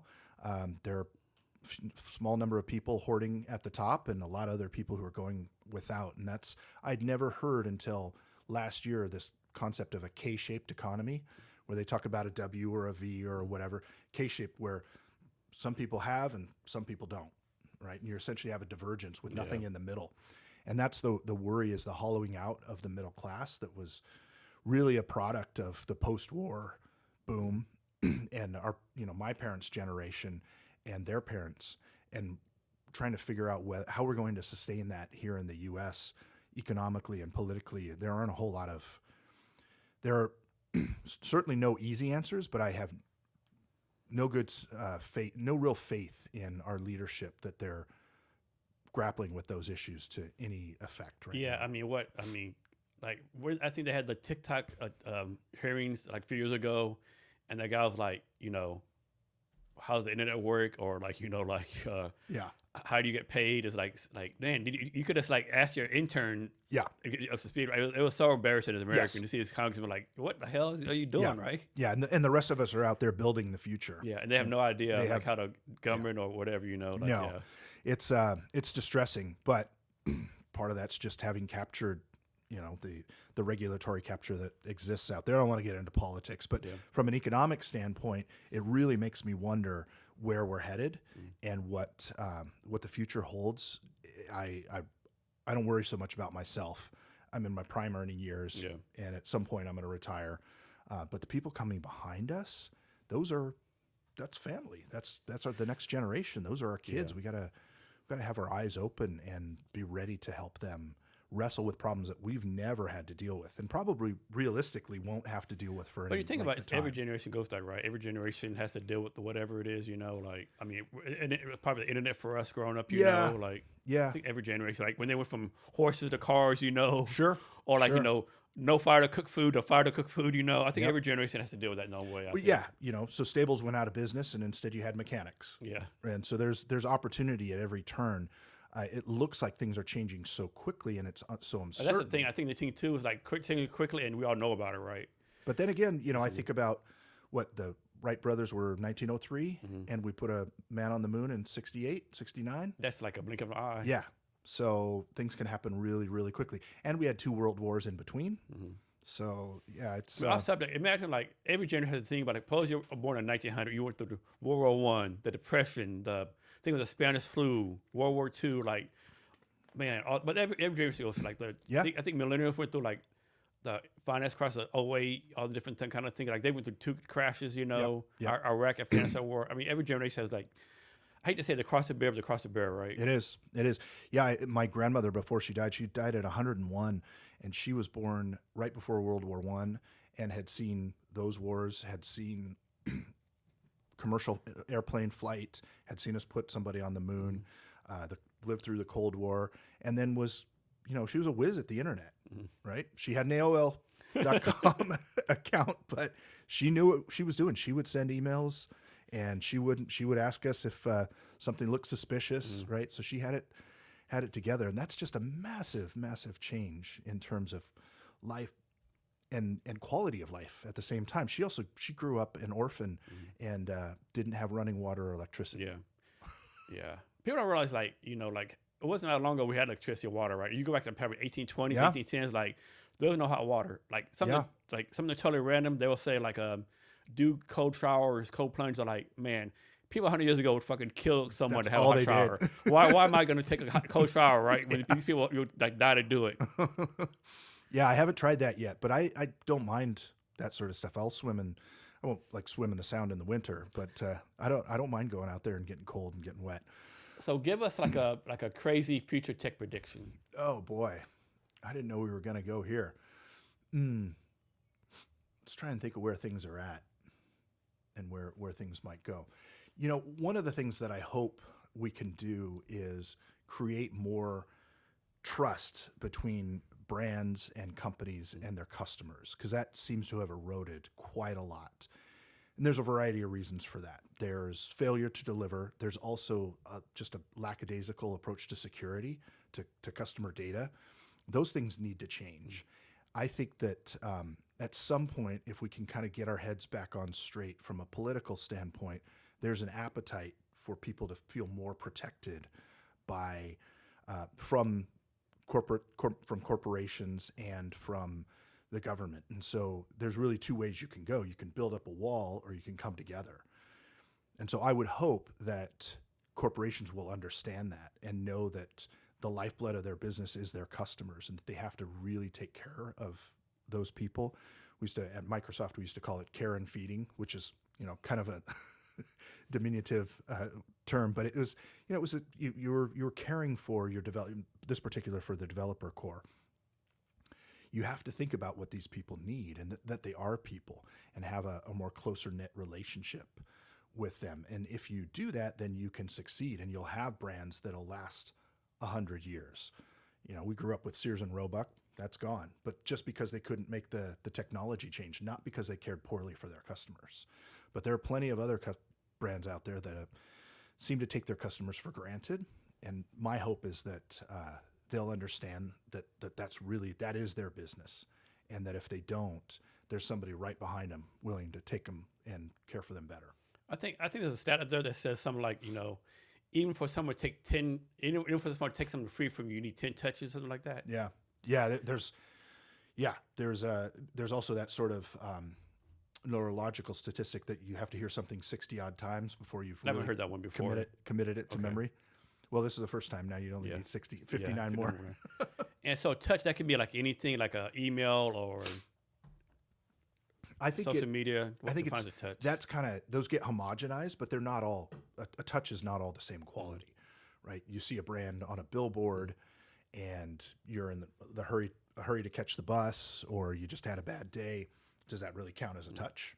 You know, you get spam from somebody, or you get somebody posing as spam from. I get that all the time, where I'm like, this is not a Facebook email. This is something else, right? Because we have to monitor our Facebook accounts very closely, and the fact that somebody out there is posing as Facebook just adds to the wear and tear. Yeah, it crazy, man. All the time, I'll get like I'm already connected with someone on Facebook. I'll get you have a Facebook request from John Brown. Yeah, I'm pretty sure I'm already connected to this guy. Let me send him a text. Oh, what? Thanks for telling me, right? Right. I don't know what these people get out of doing that, though. It has to be some kind of end game that I'm not aware of. They're trying to. My guess is they're trying to gain your confidence so that they can ultimately get your credit card or bank account number. But you know, who knows? So what is spam? Define spam. Oh. I think spam was originally defined as just unsolicited email, period. And that's still not far off, but we have to deal with so much junk that we have to wade through to get to the argument. In my mind, you know, spam is something that you don't want. It's unsolicited. It's just cut and dried, right? So we try very hard.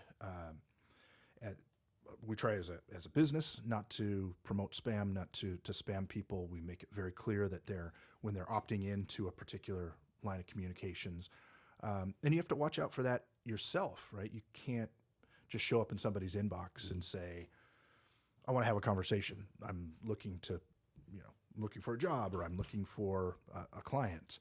You generally want to have somebody else pave that way for you, and I think that social trust, if we can figure that out, we can get rid of things like the scourge of spam and robocalls. I was asking, like, so how do business do business? Right? You know, like, suppose like someone wants to sell a bottle of water to someone, like you're not invited. He's like, you know, like how does that even work? You know, Use a trusted voice. Okay. You use somebody else who they may not necessarily recognize, but is not you, right? Because they expect you as the brand to say good things about yourself. They expect you to, and at the same time, you know, you're only going to curry about 10% of the favor that's necessary to make a decision. You need somebody else to carry the water for you.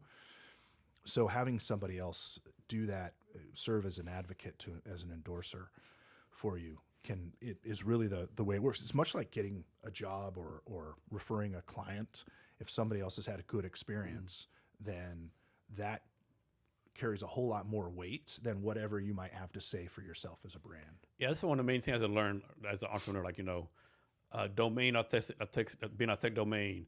I think with DMARC, SPF, you know. Yep. I was like, what the fuck is this stuff, right? And I had to think to myself, I find like how many people like send emails not knowing like they're like I know all my email scores, you know, like, and how many people just randomly send emails have no knowledge, like, it's like there's a whole science to warming up a mailbox with a few positive sends and not sending to too many addresses at once, and then also keeping track, like you say. Before I came down here for this discussion, checked our email health to make sure that because we've been sending a lot of emails, like I'm sure everybody else has, because it's the holidays, and luckily we're in good stead. But it's hard fought and easily lost. It's a full-time job by itself. It is a lot of work, yeah, and it's not necessarily as automated as it could be. Yeah. So it's email. It's kind of crazy to think about how marketing is so reliant on email, and email is such and not so much an anachronism, but my kids don't use email unless they have to. Yeah. My daughter's applying for college. She checks her email, but she'd rather get a text. Yeah.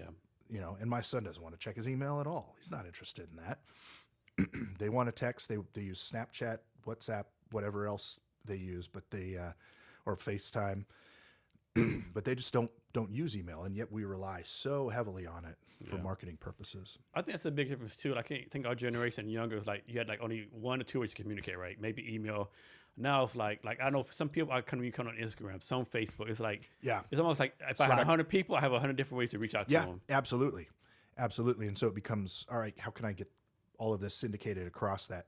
You know, somebody who can help me track my text messages, my WhatsApp messages, Slack, and email, and I put that forgot all about together. Slack. Yeah, You know, that's Slack, WhatsApp. that is an obvious AI use case, and there's probably I can't imagine I'm the first person to Someone come has up to be with working that. on it. Yeah. Somebody has to be working. Let's hope.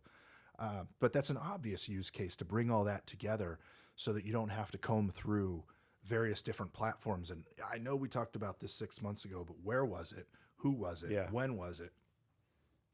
Becomes really a challenge to keep that all. And the longer you're doing this, the more of a paper trail you've got to Yeah. follow. So talk about your role as a startup advisor for different companies. Yeah, I really enjoy what I do with that. It's a chance for me, like I said earlier, to get exposure to new ideas that I wouldn't otherwise have, and that gives me an opportunity to learn.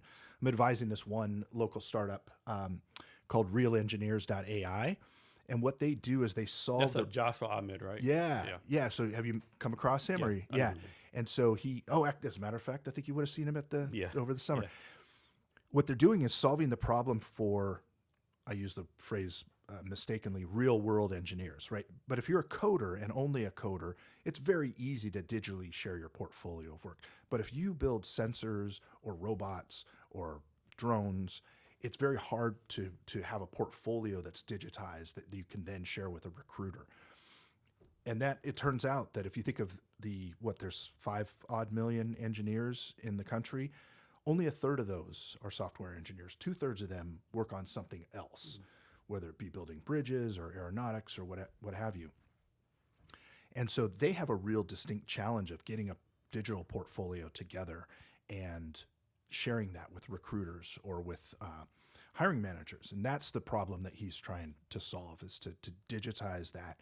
And not only that, make it so that you can ask the AI a question and say something vague, like, tell me something unique about what this person has done, or what's a discovery that they've made. So you don't have to really know what's in the portfolio, and the AI will come back and say, here's something that I haven't found anywhere else. It's just fascinating having exposure to that business. And so I advise Joshua on the marketing, which is in a lot of ways just sales calls, making sure we've got the messaging right, making sure we're talking to the right people at the right time, understanding when somebody's not going to be a buyer, and not banging your head against the wall too many times, iterating and moving on. And it gives me access to Venture Mechanics, which is a startup incubator over in Bellevue. So that's where I met Josh, and I've been working with him for the last year and a half, I want to say. There are others that I've advised. There was a charity for students, particularly in Tanzania. So there's a Tanzanian diaspora that lives in the U.S. They want to find a way to give back to the education system in Tanzania. And so they had put together a giving platform. My job was to help them get their website together, get their marketing messaging, figure out who their ideal customers were, and an outreach plan. And they were fine with understanding how the mechanics, and they were part of the community, which obviously I'm not. And so they understood the dynamics there, but they didn't know really how to bring that to fruition in a digital sense. And these startups, they find you, or you find them? So much of it's serendipity. Hanging around Venture Mechanics, they find you pretty easily, and you get exposure to a lot of different ideas. And then the ones that really, resonate with you, the ones that pique your interest, are the ones that you can then pursue, assuming that there's a mutual interest there. And how do you get compensated? They give you equity, they pay you money. How does that work? Or is this is a labor of love right pro now. bono thing you're doing? Yeah, it's essentially pro bono. But it does a couple things for me. It's not, I don't look at it as needing compensation or being uncompensated in any fashion. I get exposure to people and ideas. I get exposure to funding, which is one of the things that we're doing with Thinky, is pursuing external funding and angels as well as VCs. So I build relationships that I wouldn't otherwise have access to. It also gives me a chance to mentor somebody. And, when you're dealing with somebody who's half your age, there's a lot of stuff they don't know. So you have to find a way to help coach them and bring them along in a way that also still makes it feel like it's their idea and they're the ones doing you can't tell somebody what to do. You have to kind of show them the path. and People then don't give realize them how good a feedback. skill that is to have. That kind of influence the people that do your idea, but make them influence. I think it's their idea. Right? Yeah, yeah. That is it. It is a little bit of a sleight of hand that's required, but if you can manage it, then you can get really good results. And it's really a lot about just understanding what makes somebody tick. So, talk about some things you've learned working with startups, like younger people. Well, with real engineers, I need to understand what the motivation is of the guy who's behind it, Joshua Ahmed. What is it that he wants to do? He's got a variety of things that are moving him forward. One of which is to be a visionary. We can't call yourself a visionary; you have to earn that title. So, getting him, and that's one of the things as an engineer. He's like, I'm so introverted; I don't really want to talk to other people. Well, you're the company's best salesperson, so you need to do that. You need to find a way through that. So let's take it in bite-sized chunks and map out what various outcomes could be and what the path forward is going to be based on the response from the potential customer. And he's like, oh, well, this is very systematized. That makes sense to the way my brain works. And I'm like, well, I'm not an engineer myself, but I can think like one when necessary. And you just kind of understand what it is that's going to not only motivate him now, but that's going to be sustainable so that when he's not asking for my advice, he's got something to fall back on. So, how many years have you been involved with startups? Let's see, since COVID, so Okay. 4 or 5 years. So, let me ask you this. You might disagree. It seems like there's there's New Tech Northwest, Founders Live, Startup Grind, Startup Haven, Venture Mechanics, Alliance of Angels, Venture Black. I could go on and on, right? Yeah. But in my opinion, like they're all solid. It's like none of them like collaborate, cross-reference things. Am I off here, or do you see the same thing? Or am I wrong? One of the things that's interesting is that we've seen that that economically there's an untapped opportunity supporting viable companies through angel or early stage investing. And so breaking through the silos that exist there, what you're really describing is that they're all kind of operating on their own without, they may give each other support mentally and give and emotionally, but they're not working together necessarily, collaborating in a way that they could create a network effect and some momentum for themselves. So in the last 6 months, I've been working a lot on raising funds, and one of the things I've come across is various ways to break down those silos. There are different consortia that exist. There's crowdfunding. There's services that put together multiple angels, and there are kind of angel organizations that try to serve as intermediaries amongst other angel, not just investors, but organizations, because it's been recognized as a way there's just economic opportunity. There's an opportunity for growth there for people, small investors like you or me, to put in a couple bucks and help support this new economy. Yeah, I don't know. I'm kind of critical of that system. Like, it's like a lot of angels. One thing I've learned is like if it says angel investor on the LinkedIn profile, that's code for I made one like 10 years ago. It all depends. And a lot of them are they're angel investors or pre-seed, but they want like A-round metrics, or right. That there is definitely a disconnect when it comes to that.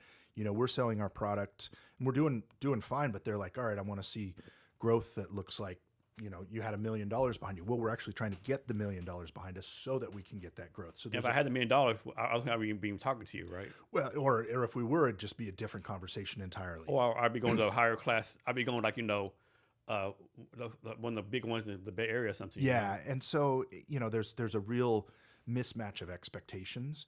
I think the other thing that the economy is tough, and people have gotten spoiled with B2B SaaS companies that have 60-80% margins because it's very little overhead and it's all just a question of how they can scale.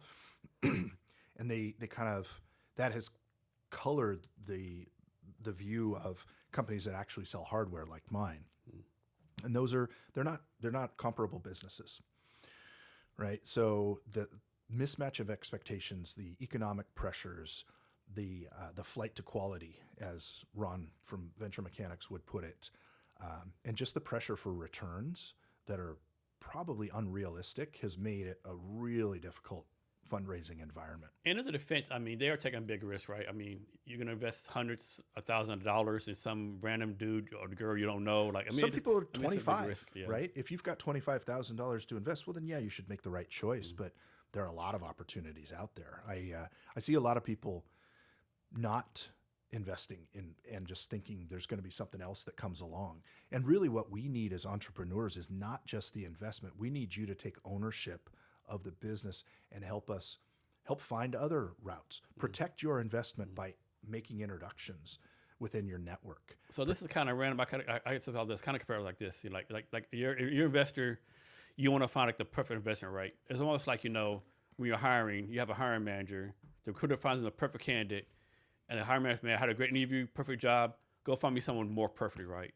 So I think it's almost correlates. There is a definite disconnect between the two, and that's like I was saying a moment ago, what I'm looking for as much as funding is support in areas where we don't have a CFO. If there's somebody who has that experience or knows somebody who does, that's equally valuable, sometimes more so than your $25,000 check, which is not to denigrate that contribution, but we're looking at $1 million, right? So we're looking at people or individuals who can contribute in multiple ways. There isn't always the appetite for that. You got to find somebody who really is moved by your product and the opportunity, the space that you're in. And so we're talking about my event I did this summer a little bit, but you remember the guy who won, Dr. Ryan James? Yeah.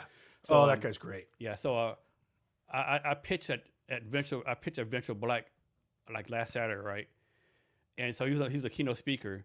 And he tells a fun. So they actually raised the A round now. He told a story about raising the pre-seed and seed round. He talked about like his seed round.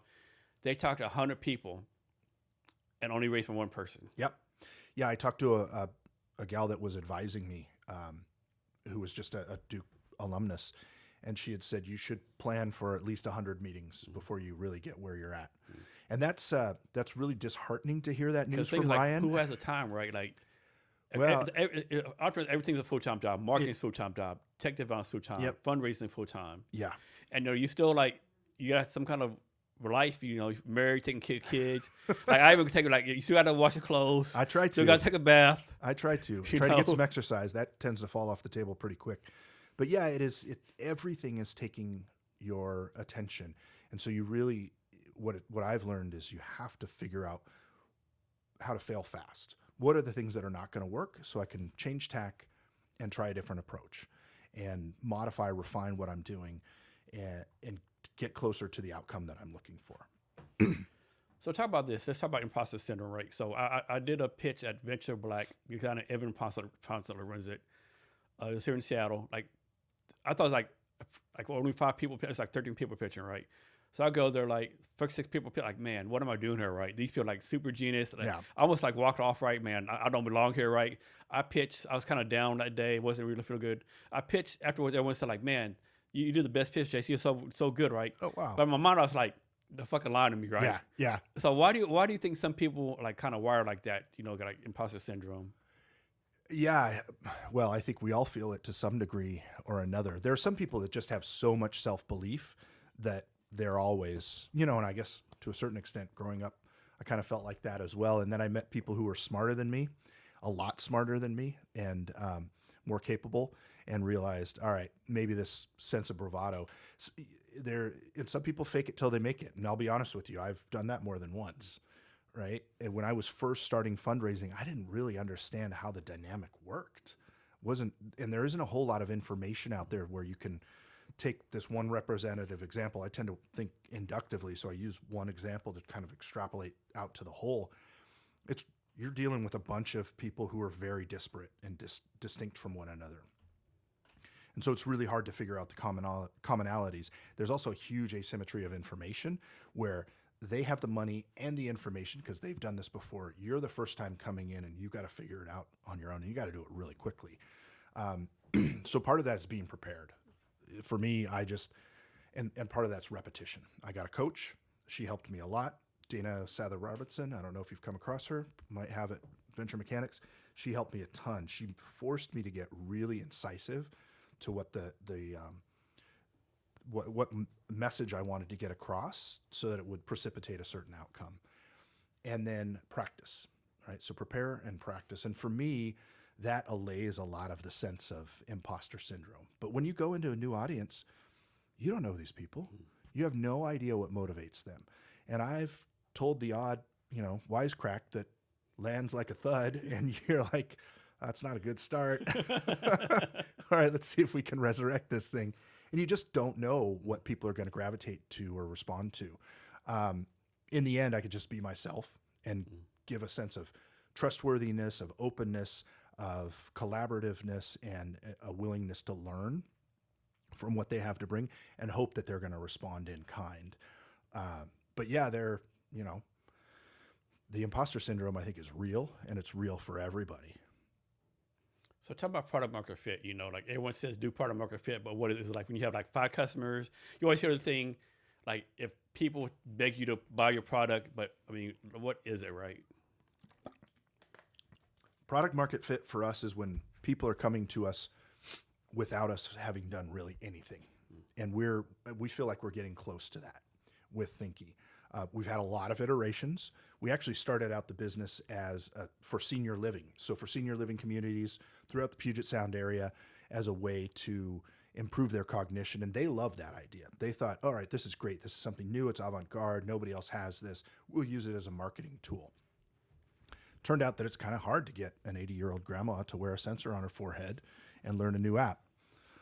And so we found, all right, well, that's not getting the traction that we're looking for, nor is it senior living communities they operate on a shoestring budget. Their business model is a lot like accommodations, like hospitality. So it's occupied beds. It's not about quality of life or amenities that are offered, and it's hard to charge a premium for those. So we pivoted away from B2B to B2C, and we've had much more success there where we're talking to individuals. And in the end, you have to get one customer, and then you get your second customer, and then you ask them to refer you to other people. You ask them for feedback on how they found out about you, what it is that motivates them to use the product, and what it is that's a dissuading factor. And you can only create that flywheel ever so slowly, but as the momentum builds, we're now seeing that we're getting referrals to clinicians, researchers, wellness clinics, as well as individuals. And that really feels like when they're coming to you unsolicited, then you know you've got product market fit. So I think marketers will say, don't build a product, get the customers first, like, do the marketing. Developers will say, no, build a product first. But it actually should be some kind of middle. It should be kind of synced, right? Marketing and marketing the same level, kind of speaking. Well, if we're talking, in a case study in a business school that's not representative of the real world, sure. But the reality was, this product had been in development for 30 years. It started in 1995 with Hitachi and Mitsui. And then the idea was, all right, now that we've got this multi-channel measurement tool and assessment tool, how can we get it from a clinical setting into a home setting? And that took quite a lot of work in R&D and patents. And then we ultimately went to market not with an MVP. We had a fully fledged product that had a warranty and support behind it, everything that's necessary. It's not a throw it against the wall. And I have to imagine sticks. Like no one's gonna pay $200 for MVP minus level of this. No, right? that's the thing. I think a lot of people get confused about, you need an Right. MVP, but some people ain't gonna pay for this. Well, and if you see the prototypes of this, they're not something people would have paid for.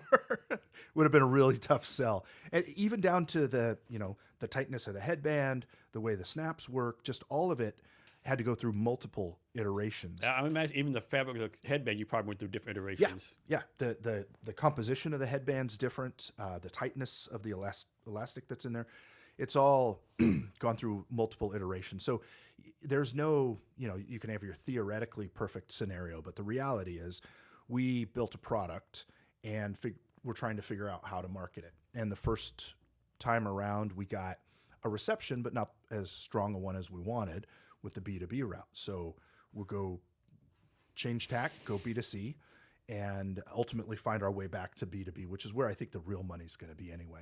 So talk about maybe the importance or the not importance of like a CEO of a startup, like building a brand, even before they've built anything. Yeah, well, I was lucky to come in, and we had hired this great local team that understands senior living, understands cognitive health, and they had put together the brand identity for us. They came up with the logo, the name, the color scheme, everything. I didn't have to do any of that. I could all put that in play. on our website and on our blog and our printed materials.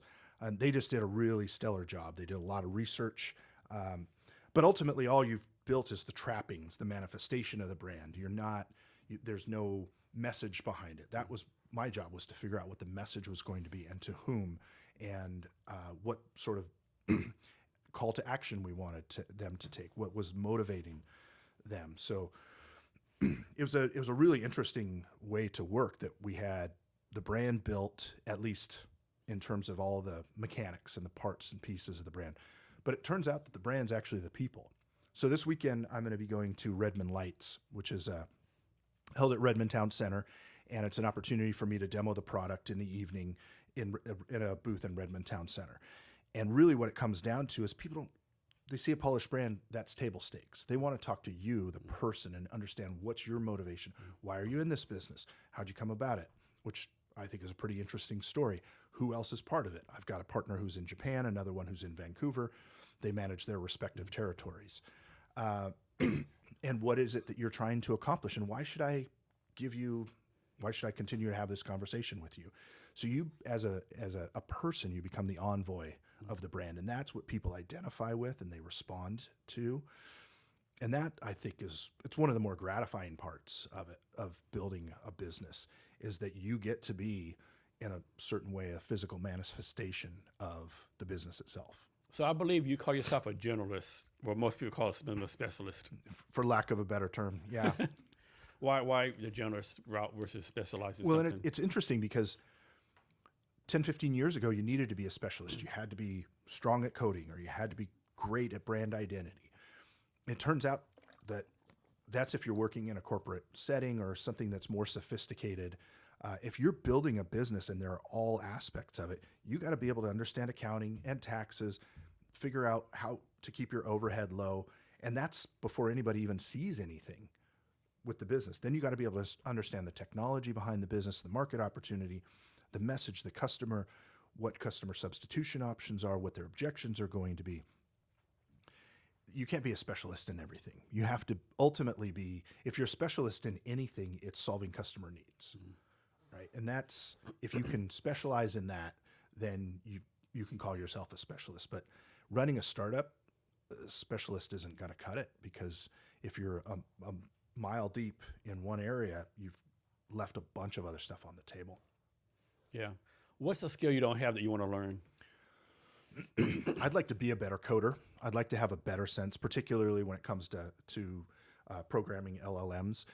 When I was at Amazon, I dabbled with Perl, and I've done some JavaScript and other things, but I've never really been a coder per se. And I'd like to have a better understanding of that. One, because it kind of scratches my itch for languages, for understanding ways of communication, different ways of, in any language, you can say the same thing multiple ways. What's the one that you choose? So I think that's kind of a fascinating sort of decision process. I think it's going to be important for the latter part of my career, understanding how to code LLMs and use, kind of think in a systematized way, not necessarily even writing coding, but understanding how I'm going to use the output from this tool, stitch it together with that tool. It's all going to come under this umbrella, and I'm going to get this outcome that I'm looking for. And that's going to be an iterative process of doing that, because I'm probably not going to get the outcome on the first or even the 10th try. So I'm going to go back in the date a little bit. I'm curious about this. So back in 2020, you were something called a special enumerator for the Census Bureau. Yeah. Can you talk about that? What, you just like knocked on people's doors and counted volunteer people, work? Or? Yeah, it was volunteer work. It was important to me. So I've been part of other philanthropic endeavors. My mother was the president of the community council for a long time when I was growing up, and set an example for me. I realized that the census was underfunded. This was like $22 an hour sort of thing, and they'd pay you for your mileage. And I spent a lot of time in places like Federal Way and Fife, Eastern King County. The idea was to essentially, there were two things. One of which was to verify what another enumerator had done. So it was kind of fact checking. Or if somebody had not responded, or had responded in an incomplete fashion, we still wanted to capture all their data. And the census asks for just demographic data: male or female, what's your ethnicity, what languages do you speak, where what's your gender identity, all that, just so we can get a sense of who the people are who are living in a particular area.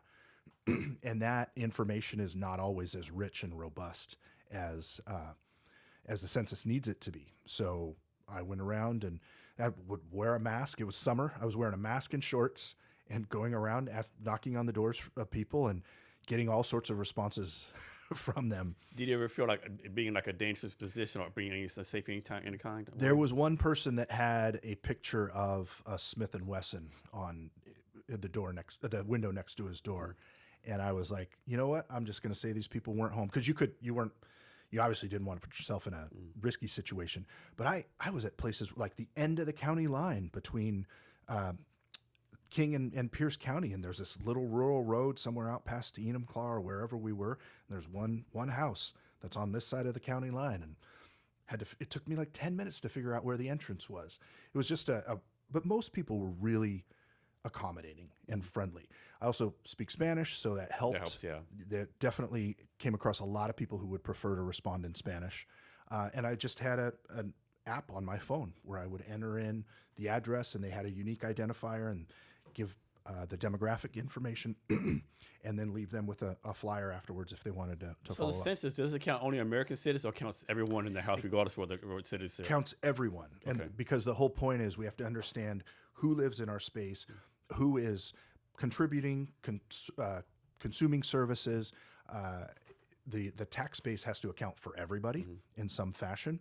So no, it's not just American citizens. And honestly, that was not one of the questions. One of the question was not about whether you were a citizen or not, or what your immigration status was.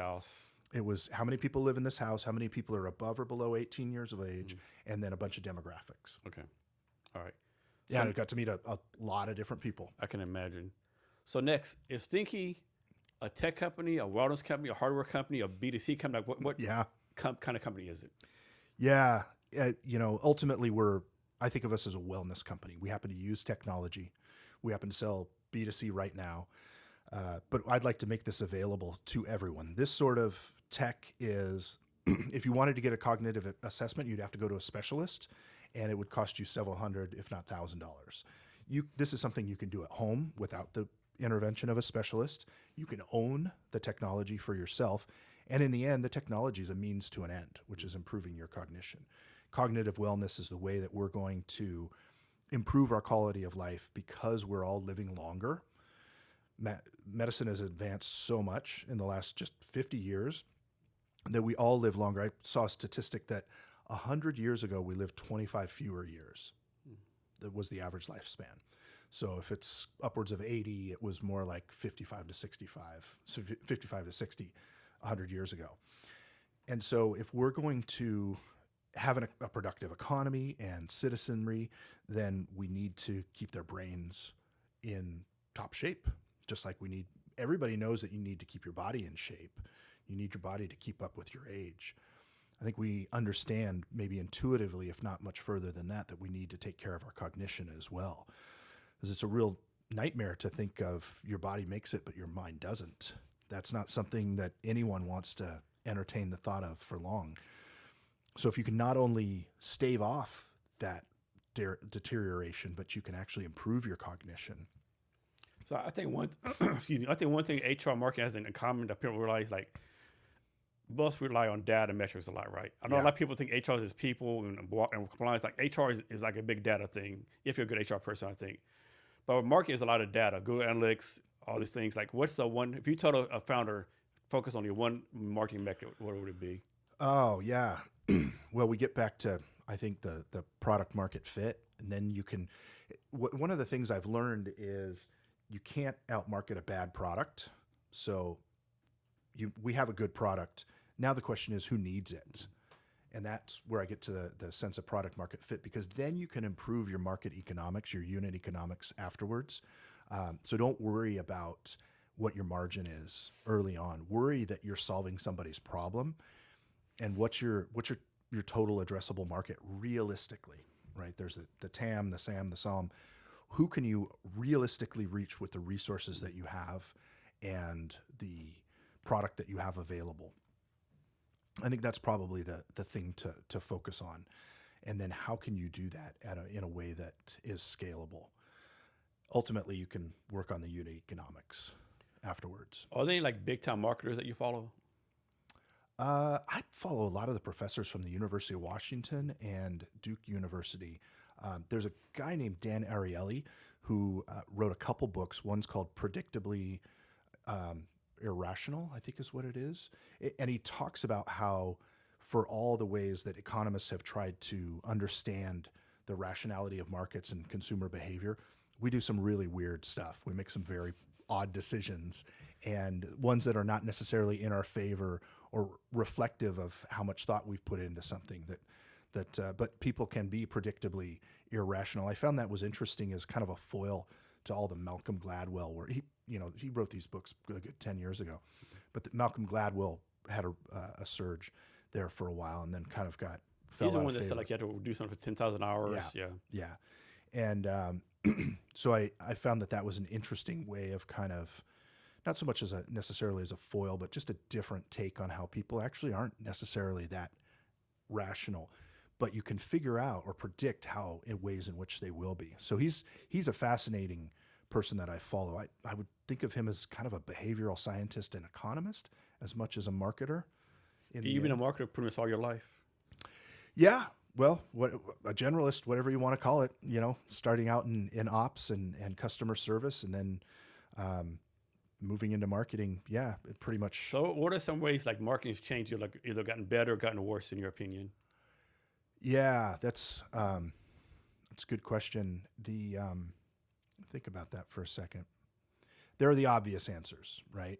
Digitization, scale, things of that nature. But I think one of the ways that hopefully it's changing and for the better for the long term is bringing customers closer to the product, to the building of the product, the marketing of the product, so that you truly are giving people what you want and creating more of this collaborative arrangement. That's something that really didn't exist before the internet and digitization.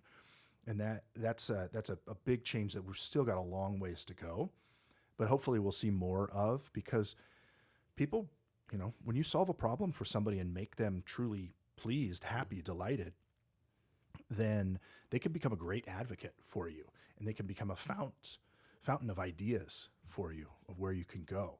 And that essentially gives you a cheat sheet into what customers are thinking. Can you talk about any marketing tools you use? We used to be a big HubSpot company, and now we use Zoho in particular because it's cheaper. It does all the things that HubSpot does, and it's cheaper. And it's interesting to see in the last year that HubSpot has brought down their pricing for startups. Yeah. After you're done, have a horror story about HubSpot after you're done. Well, everybody does. Most of the time, it's just creep, where we went from $5,000 to $10,000 to $20,000 a year, and it was like, what more are we getting for this? And now with Zoho, we spend a lot less. This is not an endorsement or a slight on either one. It just happens to fit where we're at in our business. The other thing was that we had a corporate sponsor, so we had a much larger budget that we could work with. And so HubSpot was not nearly or cost concerns were not nearly as great for us, whereas they are now. We're funding the business with our revenue and our own dollars. Yeah, so my horror story is maybe not a horror story. It might probably my fault a little bit, but so I got a 3-year HubSpot for starters from the incubator I went to, right? And then I'm not paying nothing, and all of a sudden I get a bill for like $2,000 from HubSpot. Yeah. I'm like, what the fuck is this? Yeah. Well, yours over, right? Like, could have told me something, like Yeah. what's going on here, right? And like, no, we're not gonna discount, no, blah, you got to pay the bills. So like, man, this is And what's tough is that if you cancel at some point, you pay for the year, and if you cancel at some point within the year, you eat it. Yeah. You don't get a refund for the rest of the year. That's straight up bullshit. That has to be illegal. It's they get away with it, but it leaves a lot of people with a bad taste in their mouths. I would never recommend HubSpot. I would never use them. Yeah, I don't want to say fuck HubSpot, but yeah, fuck HubSpot. Yeah, it's powerful for what it does. It's just way overpriced for where we're at for our stage of the business. Yeah. And so we've got other things that work better for us. And what's interesting is to see that there are other tools that are coming on the scene that are cheap and free. And that, it's a challenge too. As I found, like I get all these emails. Like I'm sure they're great tools, But I don't have the time to I don't have the time to do Well, the the switching research. costs. That's the way companies like HubSpot and Salesforce win is they raise the switching costs so high that you're just kind of locked in and you're stuck. And if that's if that's going to be your approach, that's just not it's not the way the SaaS world is conditioned us to think. You should be able to freely move from the economy. The market economics should allow you to move from one solution to another when it presents I itself. mean, some pet peeves like like the HubSpot thing where the year is up and no one tells you. Yeah, That's a big one. they did tell us, so maybe they've learned from that. But yeah, I've heard stories, but that runs rampant. That's throughout. And I think a lot of I've seen companies change their approach because of that. Yeah. So let's talk about follow up. I heard some people say follow up 20,000 times until you get a no. I heard like 3 times, 5 times. Like, is there like a rule for that, or this just depends? So with a customer, you just give them an easy out, right? They can return or unsubscribe or whatever the case is, and you make it as friction free as possible. You hopefully the sign on process and the sign off process are simple. That's another pet peeve. Like you want to unsubscribe and they're like, oh yeah, or unsubscribe, you want to cancel something like, oh, call this number. It's buried. No, I don't want to call a number. Right. Just cancel my shit. Right. Or Zoom would do that, where it just made it was buried for you to be able to cancel. But when it comes to an investor, I wait for them to tell me no. Okay. And I ask them at some point we get to close enough of an understanding and a relationship. It's like, all right, now's the time. We're gonna put together a term sheet, and you're gonna sign on for this, or you let me know if that's not the direction you want to go. I have gotten to the point where I make people tell me no. And I don't have any issue with that because there's somebody. You don't take it personal. Like you're not going to die. You can't. Somebody returns your product. It's not because the product was bad. It was because it didn't meet their need for the price at the time. And you can learn something from that. If an investor decides to invest or not, oftentimes it has a lot to do with who you are. And so it is more difficult to have cultivated a relationship and spent time and then to have them say no. But your relationship should be resilient enough to withstand that, so that you go back to them and say, all right, why is this? How did we get here? Why are we here? You want to see more traction from revenue. You want to see better margins. You want to see greater growth, or you're not a believer in our roadmap, whatever the case may be. You're not going to satisfy everybody. That's the other thing, is that you got to have the right fit, and fit is a question of timing and economics and personality altogether. So let me ask you this: like, someone is out there, they're doing email campaigns, reach on LinkedIn, all this kind of stuff. When should someone actually okay, I sent 5 emails, no one answered. When should someone actually pick up the phone and call the number and say, hey, John Brown, I don't know if I know this is Jason. I've seen you sent emails. I'm sure you missed it. You have a conversation. Yeah. Well, I try when it's a sales call, especially when it's cold or warm outreach. I try and hit them a number of ways. If they can text, you just never know what people are going to respond to. So an email, a call, and a text that all are trying to lead towards a meeting, and you get them to a point where you say, I've got this slot or that slot. Which one would you prefer? And then they finally get to a point where they have to say no and can no longer ignore you. And you just, it's a fail fast mentality. Same way that you work a product in a market, is you figure out whether your iteration is going to be close enough to the solution that's necessary or not. And then you go make some changes and iterate again. Yeah. I think the challenge of cold calling is like me.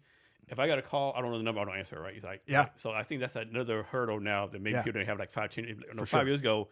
You understand your call number or what? Now it's like, man, this is spam. This is someone, Right. A scam, like, yeah.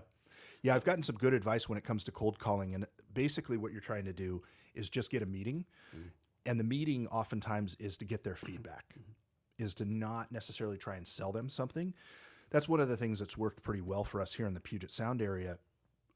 Conducting outreach to researchers and clinicians. We say, look, we're new in this space. You're established. If you could give us a little guidance and advice on how you got yourself established so that you've got the tenure that you have, we'd really appreciate that. We're a local business. You were here in our shoes at one point. What can you tell us? What's the one thing you'd tell us that you do again, do differently? Keep it real simple. I oftentimes put things in a plus delta framework, right? What's the thing you do again? That's the plus. What's the change that you would have made? because both of those are actionable. Don't tell me what you wouldn't do. Tell me what you would do differently. And in doing that, you give people an opportunity to be an expert and talk about themselves and contribute, and they do you a favor in a way. And there's that odd sort of social dynamic where if you ask somebody to do you a very small favor, oftentimes I've heard this, yeah. they have a sense of kinship or It can be something very simple, like borrow a pen or yeah. like very something simple. But for whatever reason, what you've done is you've established that, I have a need that you can fulfill, and now you're important to me because you've given me something. And then if it makes sense to evolve that into a sales conversation, you can do that. If it makes sense to ask them for a referral, you can do that. Or if it's just a bad fit, you figure out why. And maybe your targeting is off, or maybe your product is off, or any number of things, right? For thinking, have y'all thought about reaching out to the VA? Because a lot of people don't know this. The VA has all these homes all over the country, like basically senior homes, like veterans. I don't know if that's because of age or economic. I don't know what it is. I know there's one in Berkeley. I know there's like 7 or 8 of them in Texas, so there might be a place to go to. That's not something that we've explored. When you're running a business with 3 people, you have to kind of do one thing at a time. Yeah. So the sequence is important, but ultimately we plan to sell to corporate wellness programs, but we want to get started with researchers, clinicians, wellness spas. That gives us a little bit more give in the system. They're going to be more flexible with our approach. We're going to understand what they respond to better. So as we start to look at corporate wellness programs and those sorts of things, the VA or other government programs, we've actually had interest from the Department of Defense as well. But this was last year before we were under a different leadership. And so who's to say now whether that appetite still exists? But right now we need to do one thing at a time, the thing that's going to give us the best return and dividend and get us the most traction. Yeah, I'll say maybe a couple of years, like definitely have your roadmap something. Yeah. I think, Yeah. Well, we have a sales roadmap as much as we have a product roadmap. And at some point, the product roadmap becomes less important than executing on the sales roadmap. It gets eclipsed. So last July, I did a Seattle Tech Week event called Cavness Sales Got Tech that you took a part in. We had basically like a tech trade show, 15 stars within it. Can you just talk about your experience and hopefully you all actually got something out of it? Yeah, no, it was great. Actually, I had a meeting later in the year in that same area that we were in. I think it was a Japanese contingent that had come over. That was really useful because it's much like the same just charge or boost that I get from working with startups, to be surrounded by other entrepreneurs, talking to people. There was a young guy who clearly was more interested in coding than talking to people, but he had a really cool product. And so I talked to him, and I just gave him a chance to talk about what he had built.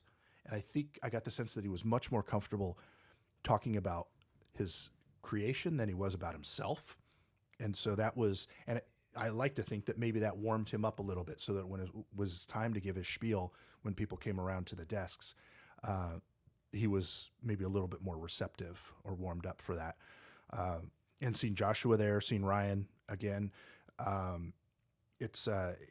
really appreciate the experience of being close to those entrepreneurs, seeing what's out there, figuring out how their minds work, and the continuity. That wasn't the first time I'd seen Ryan before, obviously not the first time I'd seen Joshua, and then meet some new people, and I've seen some others since. So it starts to feel like there's just this contingent of people that have the same objective in a lot of ways, or at least are going through the same struggles, and there's a kinship that comes out of that. Yeah, when I put the event together, like I know I didn't want to do a pitch event. Like everyone does a pitch event, right? Yeah. Like, I want to do something different, right? Yeah. And even like people still confused, like some people took part of the tech event. They're like, "We're not a pitch." Like, dude, how many times I just sent emails like, "This is not a pitch event." Like, yeah. Well, and I had been doing so many pitches at that point that it was nice to have something different. So it's welcome just to have a change of pace. Yeah, I thought everyone like rolled around, talked to people. Yep.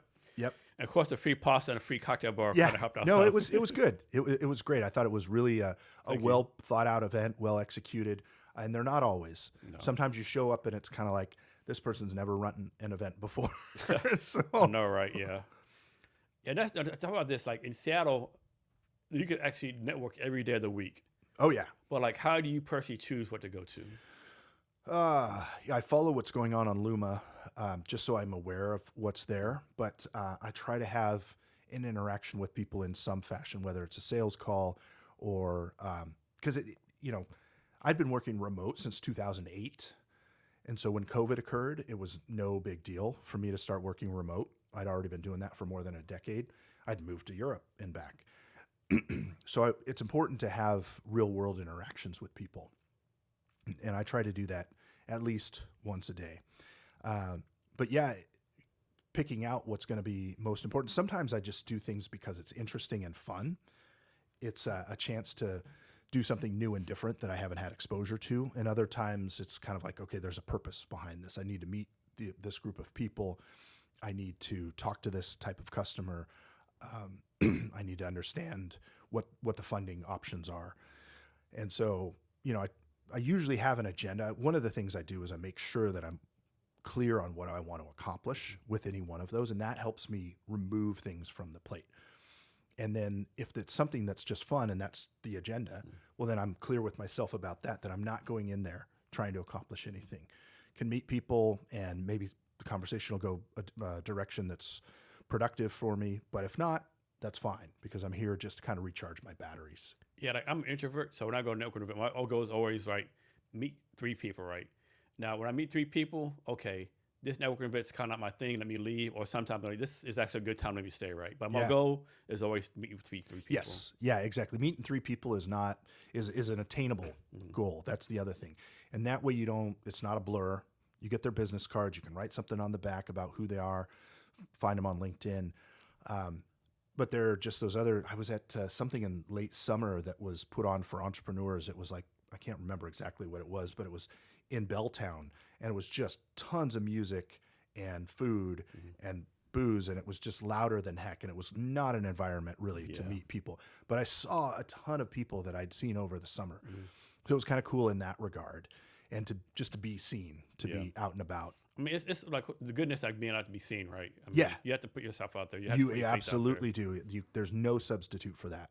The startup founders that I advise, I'm like, there is no substitute for the experience of being out in front of people and practicing your pitch over and over and over. I like to play live music. And when I'm learning a song, whether it's something I've written or a cover, you have to be able to play it so that you can't mess it up. It's not play it with few mess ups. It's play it so that you can't mess it up. And then you've got it down. Yeah, like I have a joke for myself. I always tell myself I'm not pitching again. But every time I say that, it's like, okay, I'm pitching 2 weeks. Nope. I said I would never do this again, damn it. It What happens. am I doing here? It happens. But you can never get enough experience doing that. So I don't mind it. No, I mean, it's fun. Like, I'm introvert, I actually like talking in front of people, though. Yeah, that's a different story entirely. I've, pop up on stage for 5 minutes, do your demo. Luckily, I have a piece of hardware and a very brightly colored app that people are looking at that as much as anything else, right? And then I've hopefully like to think that I've mastered the art of putting just one thing on a slide. You get one message, then we go to the next slide so that it's really simple so people can see this linear connection. And I mean, it's art to pitching, right? I mean, it's not easy. It is. The tendency is to want to put 10 pounds in a 5-pound bag. Yeah. And that doesn't work. No.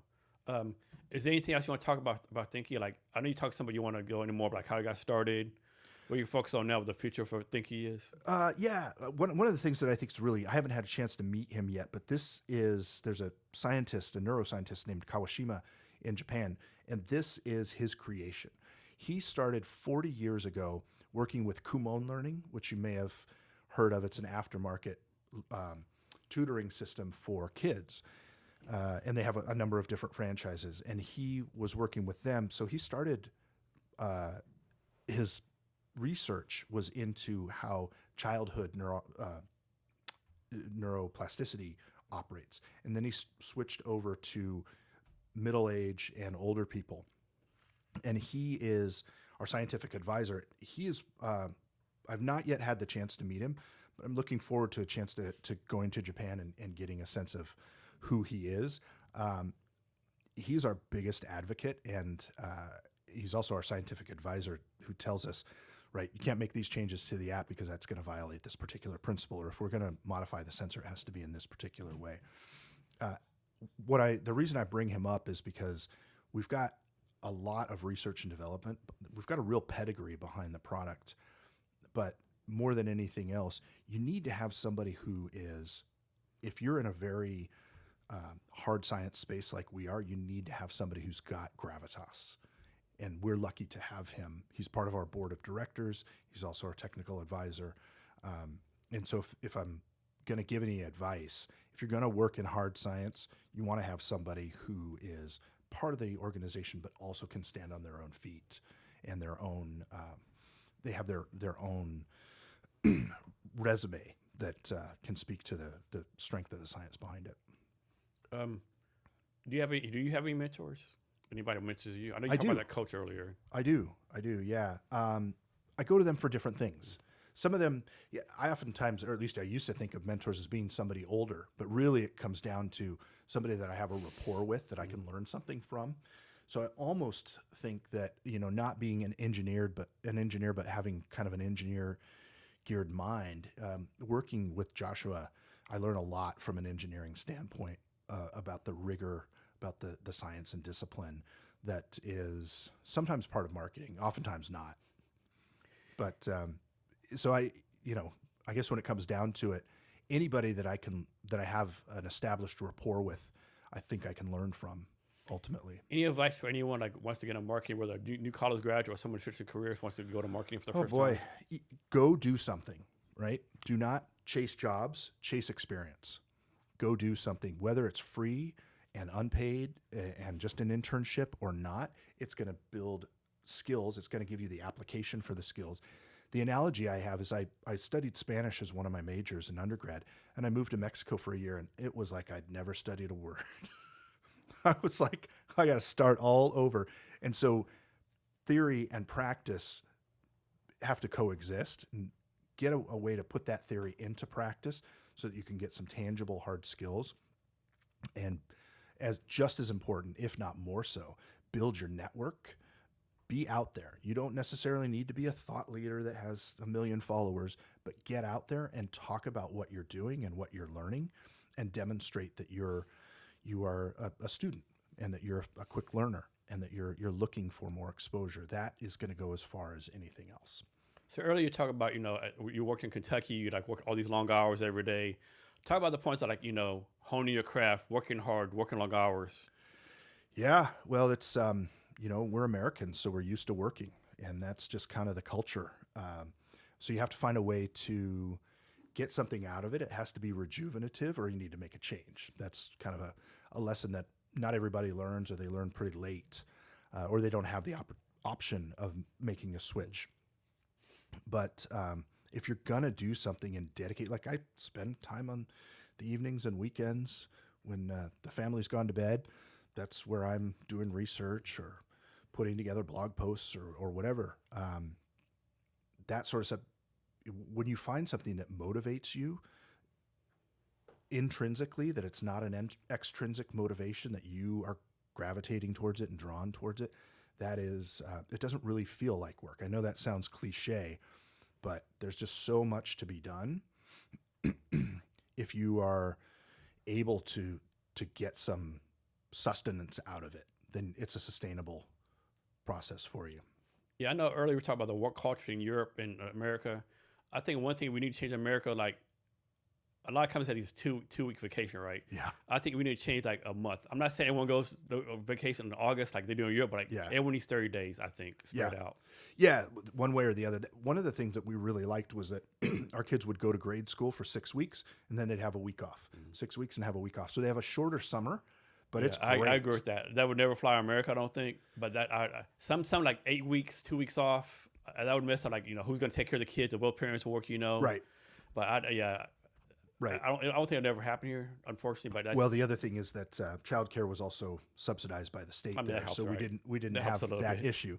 Helps a lot, but it's also more, as much as anything, it's the mentality. Is everybody knows that a week off is coming, and so everybody's prepared for it, and we don't bleed work into the week or start early. It's like you get things done. You have boundaries. That's one of the things I think that we could learn from, is that the sense of boundaries and delineation between work life and home life is really clear, and they strive to keep it that way. And I am not a good example of that. I just thought about something like you mentioned something earlier, like when you was in Luxembourg, you'd have to go to the work events, right? Where here the spouse is expected to go. Yeah. But it's like you weren't getting paid to go to work events. Does it make your wife like get a better promotion, like or Yeah. just showing face? Like It's sometimes it's a free meal. no, that's no. In the military, it's a big thing. Military, like especially your officer military event, like it's like You have to be there. yeah, the wife Yeah. has to, the spouse has Yep. to be there, right? It's Yep. like what's going on here? And that's One of the unwritten rules. yeah, for sure. Well, even when I was working at Microsoft, it was clear that there were some things where you were expected to bring your spouse. Not wasn't mandatory, but there were some things that were clearly off They limits. kind of give you a side eye. Yeah, what's going on here? So that sort of thing, and there's no guarantee that your spouse is going to get along with your coworkers. Oh no, it's not. Or even worse, your boss. Yeah. And so it can be a precarious thing. And I can't imagine that for bosses, it's an easy thing to navigate either. No. They're like, oh boy, I got to make nice with all these people I don't know. So being in the Army, like you always like eventually have to go to social events. And so I was a lieutenant in Germany. No, actually I was a commander in Italy, and we had to go to Germany or vice versa or something, right? And so every time the commander would come down to have dinner with us, whatever, everyone was there. My daughter Janice, like it happened 4 times in a row, she would knock over the Coke and spill it on him, right? Every single time. You're like, Jason, is you telling your dog to do something first, like a third time? Yeah. No, sir, I'm not doing it right. It just acts it's like hyper or whatever, should spill it. Yeah, but it'll always be on him, right? Yeah. It don't matter like where he's at. It's like, yeah. That's unlucky. Yeah. So anything I should ask you I haven't, or anything else you want to talk about? Oh, I think we covered quite a lot here. I really appreciate the questions. It's really insightful. And you've given me a chance to talk about a wide range of topics. So this has been it's been good. Hopefully your audience appreciates it. How can people reach out to you? You can find me on LinkedIn. Probably the easiest way to find me is Reddit. I've got a website called nicholasgwhite.net. That is my professional website.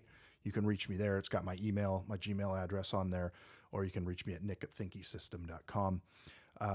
The problem with LinkedIn is I've got a pretty nondescript name. So a lot of other people have it. Not easy to find. Yeah. So you kind of have to know the person that you're looking for. And the photo's a little on the old side, so you might not think it's the same person. Yeah. So totally random. Like you always hear people say, my professional website is this. I'm like, I always want to ask, can you give me an unprofessional website? Yeah. Yeah, exactly. Can you give us any last minute wisdom or advice on anything you want to talk about? Well, I think the recurring theme in a lot of this has just been keep learning, never stop learning. The more, like I said at the top, the more I learn, the more I realize I don't know. It's fascinating. Both my kids love to just comb through Wikipedia and figure out where the rat hole will take them. My father's an amateur astronomer, and so I've had a lot of exposure to astronomy and astrophysics, and it's something that I'm trying to figure out on my own. Doesn't seem like really anybody's got it necessarily figured out, but it brings a lot of joy to me to do something new and learn it and then ultimately master it. And that's one thing I want to know more about space astronomy. I just want to learn about this stuff. I just always meet. Absolutely. It's like decades I want to do. I just never do it, right? Oh yeah.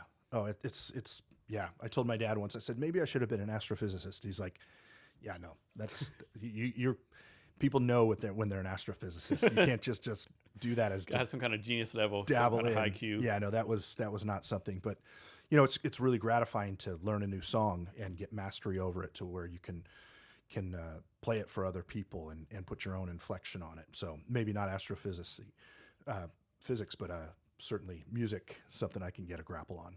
Nick, thanks for your time today. Really appreciate it. Thank you. I really appreciate it. And to our listeners, make sure you check out the WeFunder at WeFunder.com/CavnessHR.com.